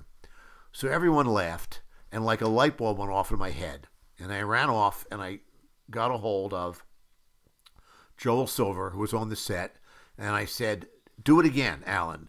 And Alan did it again. And Joel said, "Why are you, yes, yes, yes." And then he went and he got McTiernan and Larry Gordon. And again, Alan did the routine again. And I said, he only knows him as a voice on the radio. Maybe they can meet now. We can contrive to have them meet. And John McTiernan, who began as a screenwriter at AFI, he's a meticulous planner. He says, no, he saw him kill Takagi. So I said, has that been filmed yet? So John turned, I guess, to the second or first AD and said, when did we shoot the shooting? And they said, we shoot that tomorrow. And I said, is there a way that that scene can be staged and he doesn't see who pulls the trigger? So we all walked over to the other sound stage where the murder was going to take place. And John did the thing where you hold your hands up to make like a window. And finally he said, all right, if we move that table from there to there and turn it 45 degrees, then Bruce can hide behind the big table leg and he could see part of the scene, but he won't see who pulls the trigger. So the stagehand's ready to move the table, and John says, whoa, not so fast. He turns to me and says, first bring me the scene. So they evicted someone from the nearest office closest to the soundstage. I commandeered their typewriter. It took me 20 minutes to get used to a typewriter again. I'd been on a computer for a while. And I took the scene where he met Theo, and Theo gave himself away. He's an American. And I made it Hans, and we kept Theo alive. If you look at the signboard behind him of all the people who work in the building, when he says, what's your name? And he says, Clay, Billy Clay. You'll see my name and a number of other people like Jackson DeGovey. All the D's are up there on the wall if you look at it. Now, many people have said to me, how did McClane know that Hans was a terrorist when he did that, when he tried to fool him? And people say, oh, his accent wasn't that good, or he's such a good detective he could tell he was a liar, or he offered him a cigarette, but it was a foreign cigarette, and no American would take a foreign cigarette. No, it all goes back to the watch. Remember I said that there were identical watches on everyone, and we saw they all had identical watches when they stopped to synchronize their watches when they got off the truck. But then, when we cut the movie, there is Jack DeGovey, his name, you saw me earlier. When we cut the movie together and saw the first cut of the movie, just a handful of key people, department heads, I was there, my wife, and Bruce was there, maybe a dozen people. The movie's working, temporary soundtrack, scene missing, it's still cooking, it's working. And then we get to the moment where they're synchronizing their watches and everybody goes, oh no. And John says to Uriasti and the other editor, he says, we got to get the scissors in there right away and cut before you can see too far into the truck that there is no ambulance there, because we hadn't thought of the ambulance yet. But now the business where McClane noticed everybody had the same watch, all that had to be cut out. And the dialogue at one point when he says, when he's on the phone with the police outside, and he says their IDs are really good, they're professional, they all have the same weaponry, whatever he said that made him think they were a crew. He also said originally, and it was written and photographed, and they all have the same watch. So we had to take that all out because we couldn't set up they all had the same watch without showing the truck empty behind them for another 7 or 8 seconds as they synchronized their watches. So originally, when he lit the cigarette here for Hans, Bruce's eyes looked at the watch, and you saw him get the aha moment. So we had to cut that out.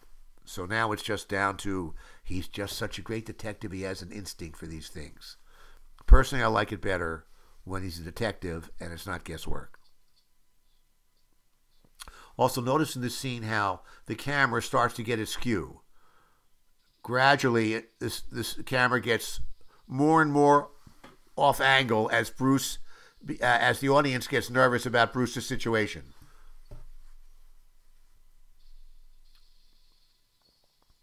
They built this floor to be so much glass. More glass was destroyed in this one sequence than, in I don't know how many movies. We had special loads made for the guns. These are much louder than the normal blanks you would use. And because they were louder than the normal blanks, the guns had to be modified to handle the more powerful loads. They also constricted the gun barrels so the flash would come out further than it would normally with a standard weapon.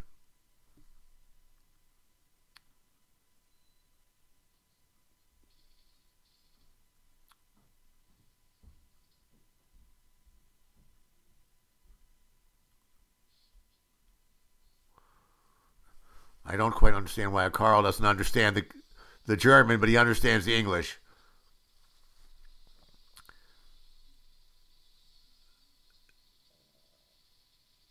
If you pay close attention, you can see that Bruce has fake feet on top of his feet. He has sort of Fred Flintstone-sized feet there.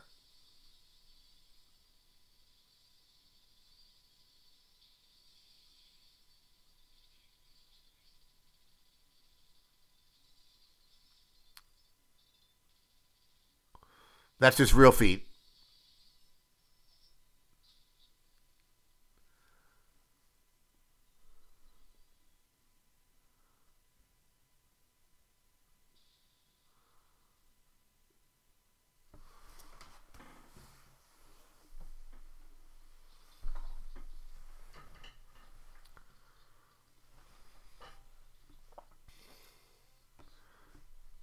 Now, if you're your strict structuralists out there, the end of Act 1 is when Bruce says, "Welcome to the party, pal." He has succeeded in his Act 1 goal, which was simply to stay alive, hide, and get the authorities to come.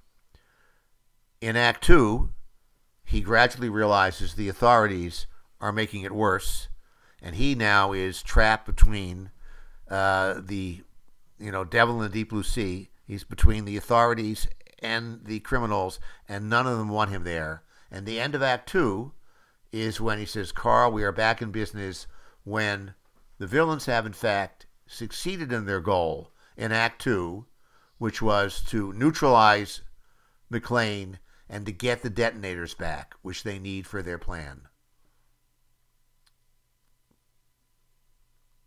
So if you're the audience at this point, you're saying, oh my gosh, the villains are ascendant. The hero is at his lowest point right here, bleeding, injured, damaged. So it's exactly where you want to be at the top of Act 3 in a well-constructed drama.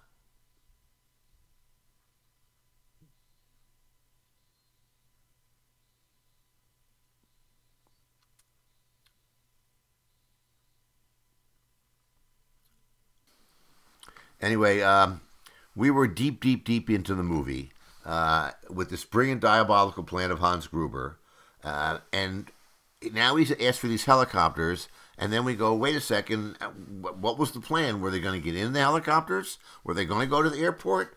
What was the real plan? And there was dialogue when Hans had his gun to Holly's head, how in the chaos we would have, just what he says about how if you steal a huge amount of money, they're going to search the ends of the earth, but not if they think you're dead. And when they look through the rubble of this building for our bodies, they won't realize we escaped in our own ambulance. Or words to that effect. It was like covered in dialogue. And it just seemed like impossible to like deliver in dialogue and not make it sound like too convenient. And yet somehow when we just said, let's just show it and not tell it, it worked. Because now you feel like a detective. You go, oh, I get it. Not having said it, if it was said aloud, it would sound preposterous. But when you, the audience member, sees it come out of the truck, you instantly put the pieces together. You totally get it, and you pat yourself on the back, and you totally swallow it. Wouldn't that be? Yeah, that would be like the Heimlich maneuver, patting yourself on the back so that you would. No, that'd be in the front. Well, anyway, you get it. You pat yourself somewhere, and you would, because you got it yourself. Of course, if you actually do the math, the ambulance cannot fit in the actual truck.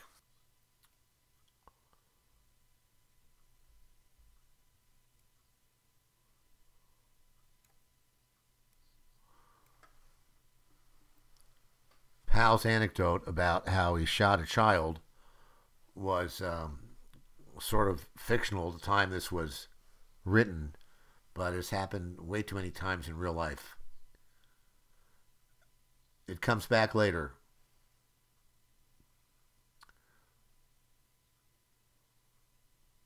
Now here Hans tells his crew, like 7 months later, what the plan was.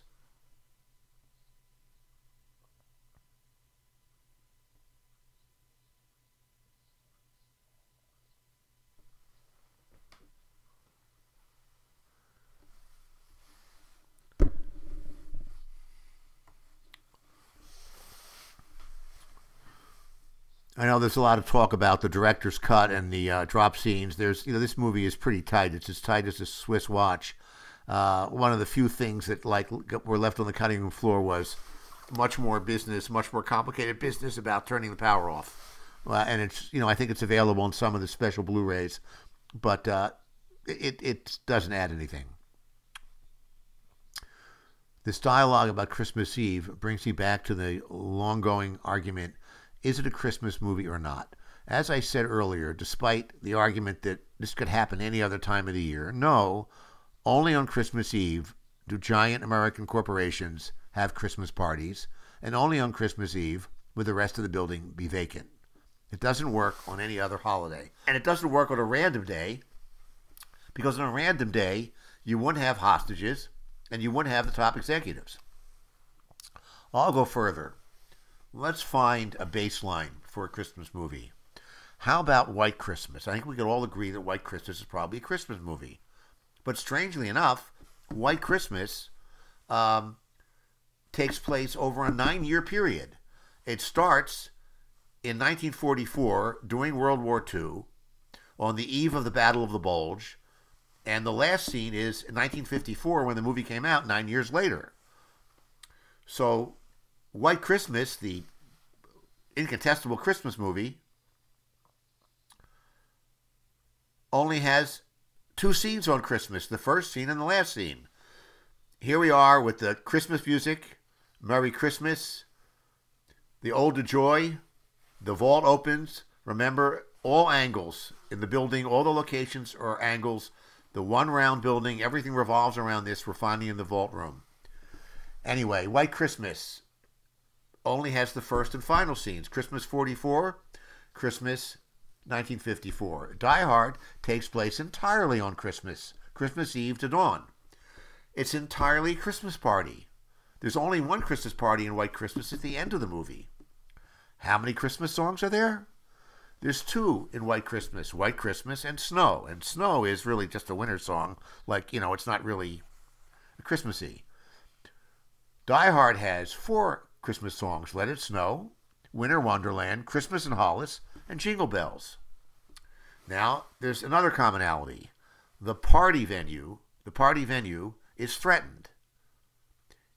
In Die Hard, the party venue is threatened by terrorists, or thieves, actually. In White Christmas, the party venue, the inn in New England, is threatened by foreclosure. The bank is going to foreclose on it. Not quite the friction, not quite the same thing as terrorists. Now, there's a broadcaster with a hidden agenda. In Die Hard, it's Dick Thornburg, played by the master of being a jerk, William Atherton. In White Christmas, it's Johnny Grant, a fictionalized Ed Sullivan who's in on the conspiracy to hide the fact that there's going to be a broadcast from the inn. There's a German ringleader in both movies. The German ringleader in Die Hard is Hans Gruber. The German ringleader in White Christmas is Hitler, because remember, the movie opens in 1944, Christmas Eve. There's a government incompetence. The government incompetence in Die Hard is, of course, the FBI. They overreact. The government incompetence in White Christmas is the Pentagon fires General Waverly, the general in the opening scene, who in retirement opens the inn that Bing Crosby and Danny Kaye try to save. Now, the body count. A lot of people say, you can't have a Christmas movie with people getting killed. It doesn't work. On the other hand, if you ever see a Christmas movie that's actually about the nativity, they kill a lot of babies, right? The slaughter of the innocents. Popular medieval painting. So there's a body count, and if you do an authentic Christmas movie, like actually a nativity movie, there's a body count. But let's not split hairs. This movie here, 23 people get killed. Now, I want to ask a question. Is Ellis dead? It seems like a strange question, but Ellis is not killed on camera. So therefore, we have to acknowledge that off-camera deaths count. 23 people die in Die Hard, including Ellis, who dies off-camera. How many people die in White Christmas? Well, since off-camera deaths count, over 26,000 people die in White Christmas at the end of the opening scene when the Battle of the Bulge begins. Finally, to get Christmassy, is there a O. Henry Gift of the Magi like selfless sacrifice? You know, like Gift of the Magi, you know, she sells her hair to buy a chain for the watch, and he sells his watch to buy a comb for her hair. In Die Hard, there is a selfless sacrifice. John McClane runs barefoot over broken glass to save everybody. What is the selfless Christmas-like sacrifice in White Christmas? Danny Kaye upgrades Vera Ellen's train ticket. He gives her his first-class ticket. So you be the judge, people. Which is more Christmassy, I ask you. I talked about the scenes that build up all the other cast. There was more material with Holly's housekeeper. She was reading the kids a bedtime story. She was giving them a bath. And at one point, the television went on and interrupted the programming to say there was the hostage situation at the Die Hard building. And she quickly turned the television off. And we just had the scene there where Atherton threatens her with the INS. Again, this was sort of a prescient. You know, that's now a hovering threat all the time lately. But Bill Atherton is playing fast and loose and dirty by threatening the housekeeper with that.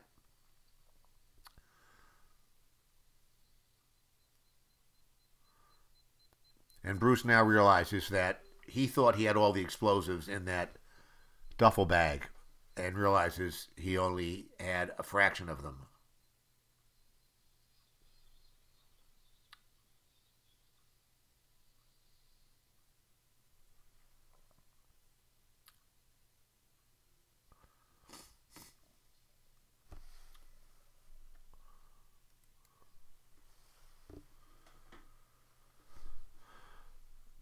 Something about a double cross. Tell me about it. Speaking of a double cross, there was a double cross here on the city of Los Angeles.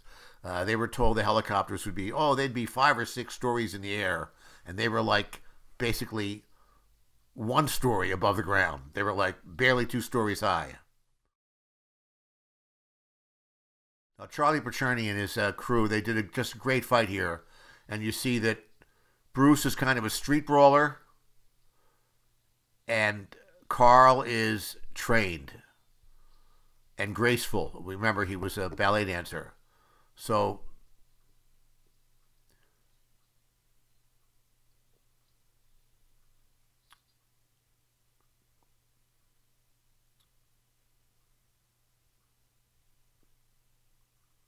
and now all our subplots come together.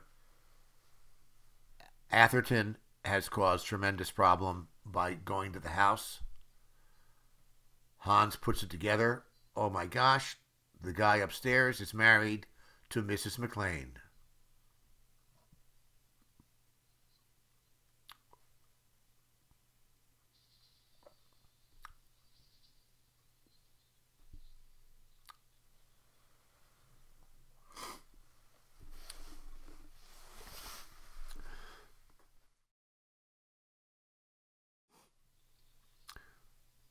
Now remember that Bruce has been climbing up and down this entire building the whole time.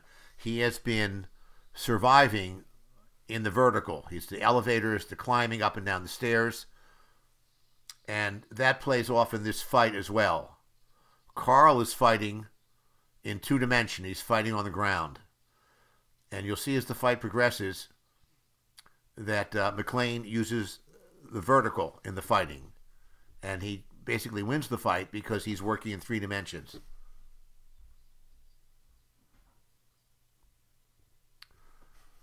This is where we hate the FBI. He says, we lose like 2/3 of the hostages. I can live with that. You can see how low the helicopters are here.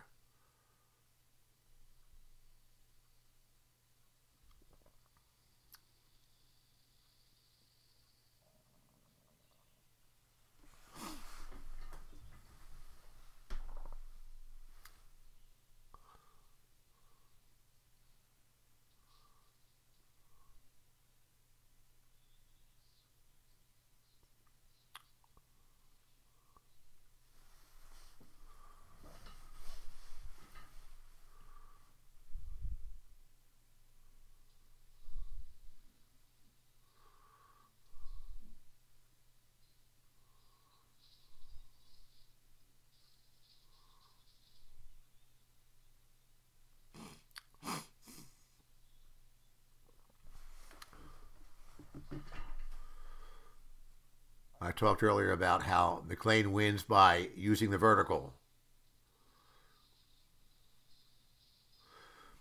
I walked the building with the stunt guys, and we saw a lot of these things there. We saw that dolly, it was really there. We saw those chains were really there. And then I wrote those things into the script to make it unique. Too often in action movies, the same fight takes place in a cowboy saloon that takes place in the evil villain's laboratory. But actually, they should be unique, and they should use what's there. The fight in a kitchen should use the deep fryer and the knives. A fight in an office should use the paper cutter and the shredder. And here we're using the actual building. We're in the real building here.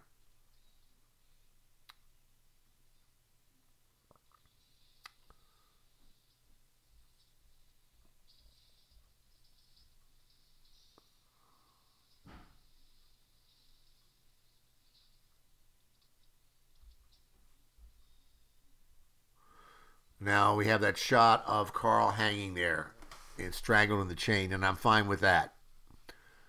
Now we're back to the helicopters.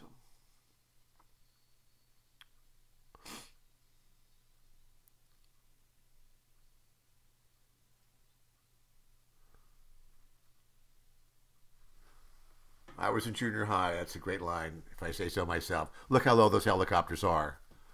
We heard about that the next day, believe me, from the city council, angry neighbors.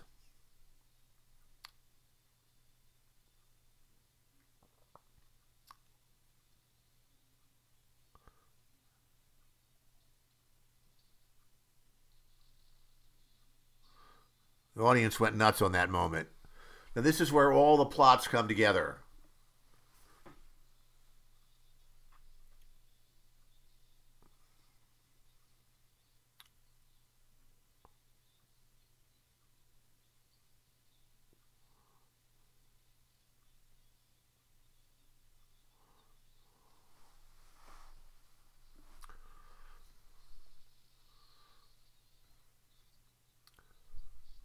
This is where the audience loses their minds, because you cannot see a way out of this. Oh my God, he's trying to help the people, but now the authorities think he's a terrorist and they have a helicopter.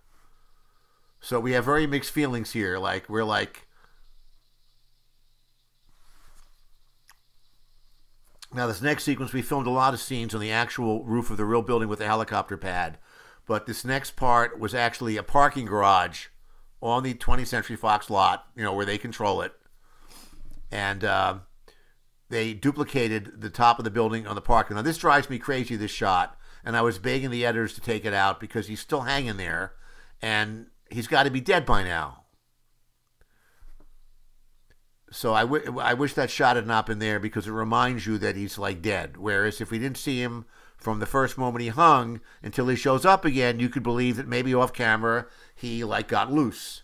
But we've now established he's been strangled for 15 minutes.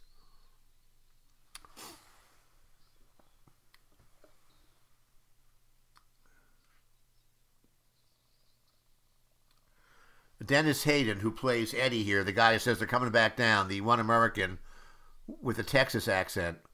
I'll tell you a story about the inner workings behind the scenes. At the time he got this, he's worked in a lot of parts. He had a big part in Action Jackson. He's been in a lot of movies for the same producers, playing a heavy. Now, Bruce really did that jump. I mean, not on the real building. Now, that is the real building. They set explosives off on the real building. That's a model there. The up angle that the helicopter crashes in is a model. But the long shot from far away where the explosions go off, they actually had to they had to stabilize the roof. They had to protect it against concussion. The concussion could have damaged things on the upper floors.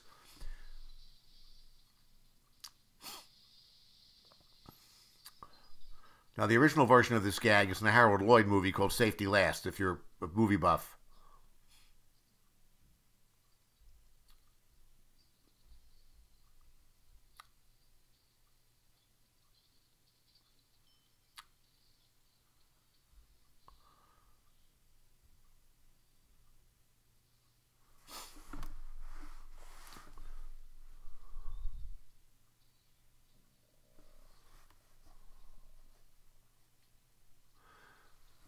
Now we have the Vietnam reference comes full circle now because we're in a jungle, interior jungle. That's a model helicopter on a 30-foot building.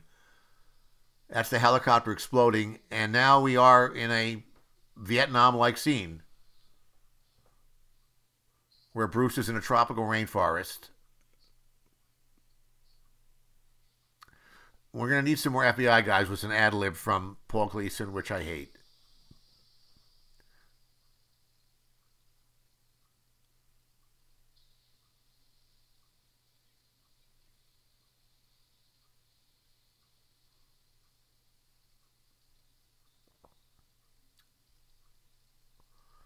And now Christmas is over. Christmas tree falls.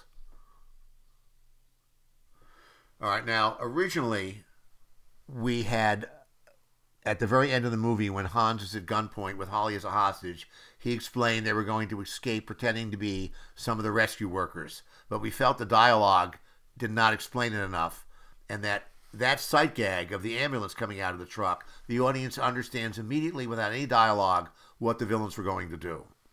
But we were desperate for explanation, and I had actually done the same gag in a movie called The Spirit, based on Will Eisner's immortal character. I did a TV movie, Backdoor Pilot, 1987, where the villain was so evil she was blowing up a children's hospital, and she was going to escape in a fake ambulance. And at the time we made this movie, I said, well, nobody's ever going to see that again. It was only on once. Let's do the gag. We could do a better job than we did in the TV movie, where we never even showed it. We just talked about it. Now we have the Dance of the Sugar Plum Fairies, getting very Christmassy. To show you how late this was decided, department is misspelled on the truck. If you look at the truck, maybe you want to rewind a little bit. It says Los Angeles Fire Department. Department is misspelled. But this was literally the last few days of filming, and by the time we saw the ambulance on the set, there was no time to get it repainted, get it undented, and reshoot the thing.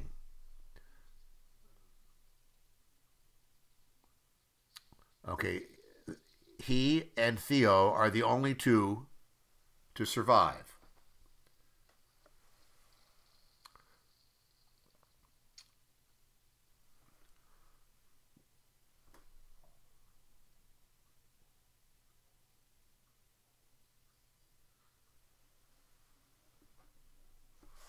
That always got a laugh, hi honey.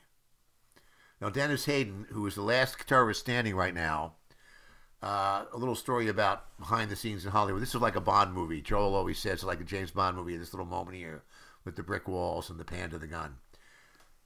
He was actually interviewing publicists. He was a well-known actor working, and one of the people he interviewed was my sister-in-law. So he hears her name. He goes, Souza, are you related to Stephen Souza? She says, yes, that's my brother-in-law. And he says, well, he wrote the movie I'm in, and I get killed on page, like, 34. If you could let him kill me later, I'll sign with you. So she called me up and said, can you kill this character in your movie later? And I said, sure, why not? So there you go. That's how all the behind the scenes machinations in Hollywood.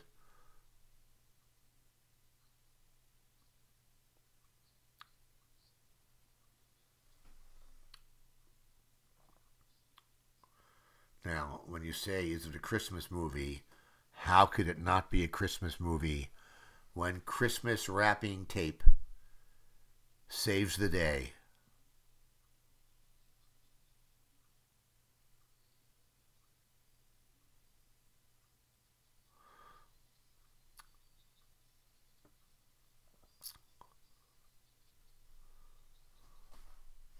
And yes, Bruce's pistol and the terrorists' assault rifles all take 9mm. So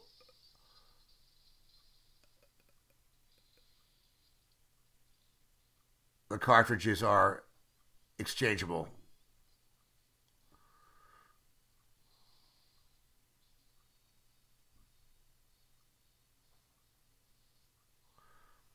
Now, this is famous. They told Alan Rickman they're going to drop him on a count of 3, and they dropped him on 1. So he's genuinely surprised.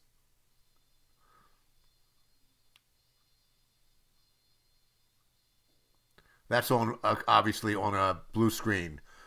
One frame after we cut, you'd see the airbag deform.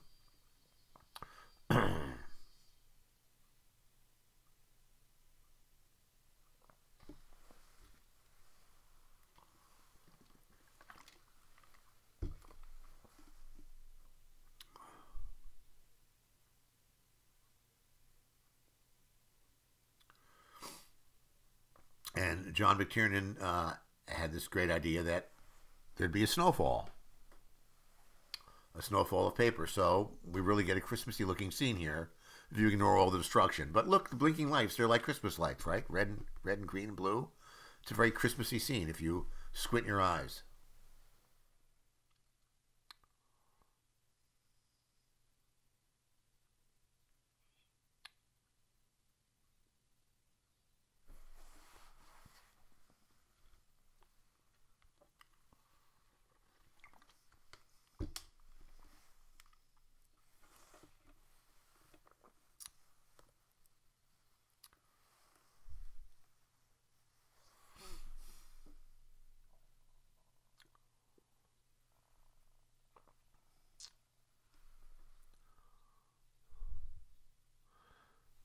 And a la the Christmas thing, this shot here of Al Pal as he recognizes him is sort of like an angel in all those movies where an angel comes down, or Dudley the angel, the bishop's wife.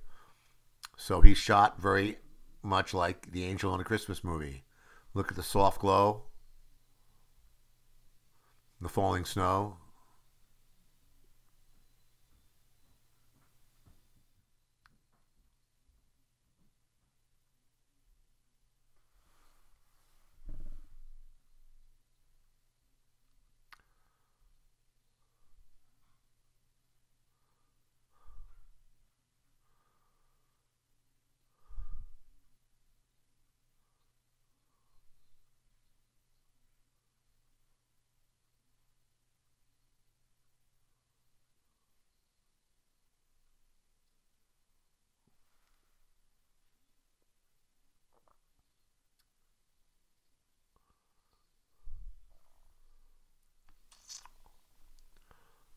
I think in the book, Dwayne gets shot here at this point. You see, now how can he still be alive? That one shot where he's still hanging drives me crazy. If we didn't have that shot of him still hanging, you would believe this.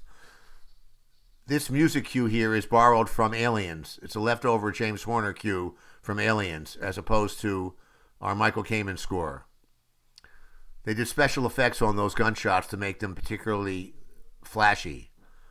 I love this moment. He goes, "I killed somebody. I'm cured." This is, I'm sure John McTiernan is aware of the scene in The Big Red One, where there's a gunfight in an insane asylum between Allied and Nazi troops, between American troops, and there's one lunatic who gradually looks around and realizes it's a gunfight, and he picks up a weapon from one of the fallen Germans and joins the fight to help the Americans, shouting, "I'm sane, I'm sane." And this is very much reminiscent of that you could just see it crossing Al Powell's face like, "Oh, wow, I can shoot again, I can kill again. I guess I wasted all that time with the police psychiatrist."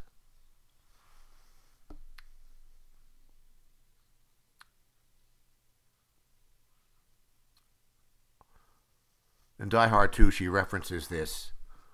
And we, again, dealing with reality. In Die Hard 2, he says, "I have a restraining order against that woman."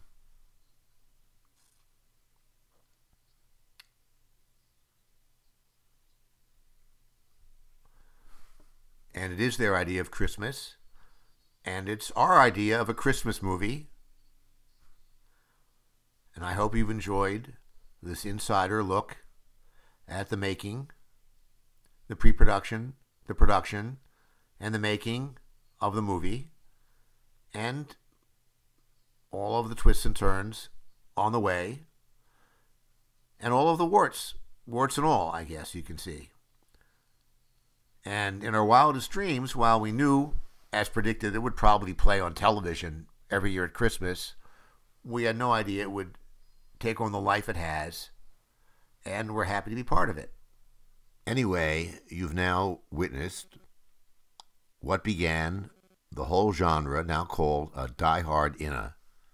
There used to be other genres, westerns, spy pictures, crime pictures, but now there's a Die Hard Inna category. Now, we got there to another one right afterwards. We did Die Hard at an airport. But other people now did Die Hard on a boat, Die Hard on Air Force One. We had, I think, 2 Die Hards at the White House. Die Hard on a train. And so it goes on. And I think the probably the greatest example was Die Hard at a hockey game. And I had the dumb luck. I remember that weekend I was in, I guess, the studio offices, walking down the hallway past the open door.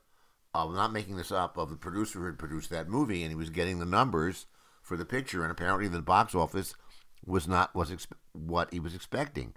And I remember him saying, "But those can't be the right box office numbers. We had to do better than that. There's been all these Die Hard Inna pictures. We had more hostages than any of them. We should have been bigger."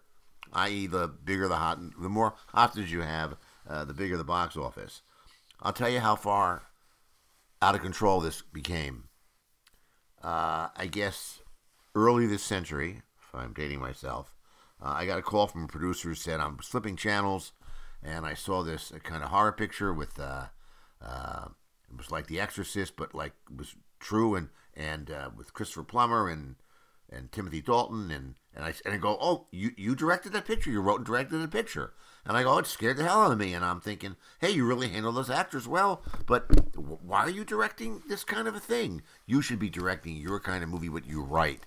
A balls-to-the-wall action movie. I've got one right up your alley. And now that I see how well you can direct, you rewrite the script, and you can direct it. You write your own ticket."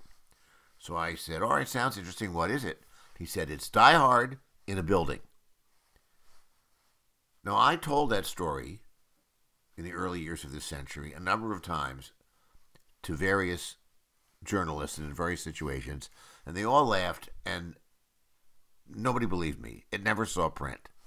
And then a few years ago, on I guess the last iteration of Die Hard, Bruce Willis did an interview with a magazine, and he said, "I'll tell you how these Die Hard movies are out of control. Steve Souza was offered a picture that was pitched to him as Die Hard in a building." So finally, my story got into print when Bruce told it. which I guess is pretty much how the movies work, isn't it? You know, like the actor does a better job of the words that you type than you ever could.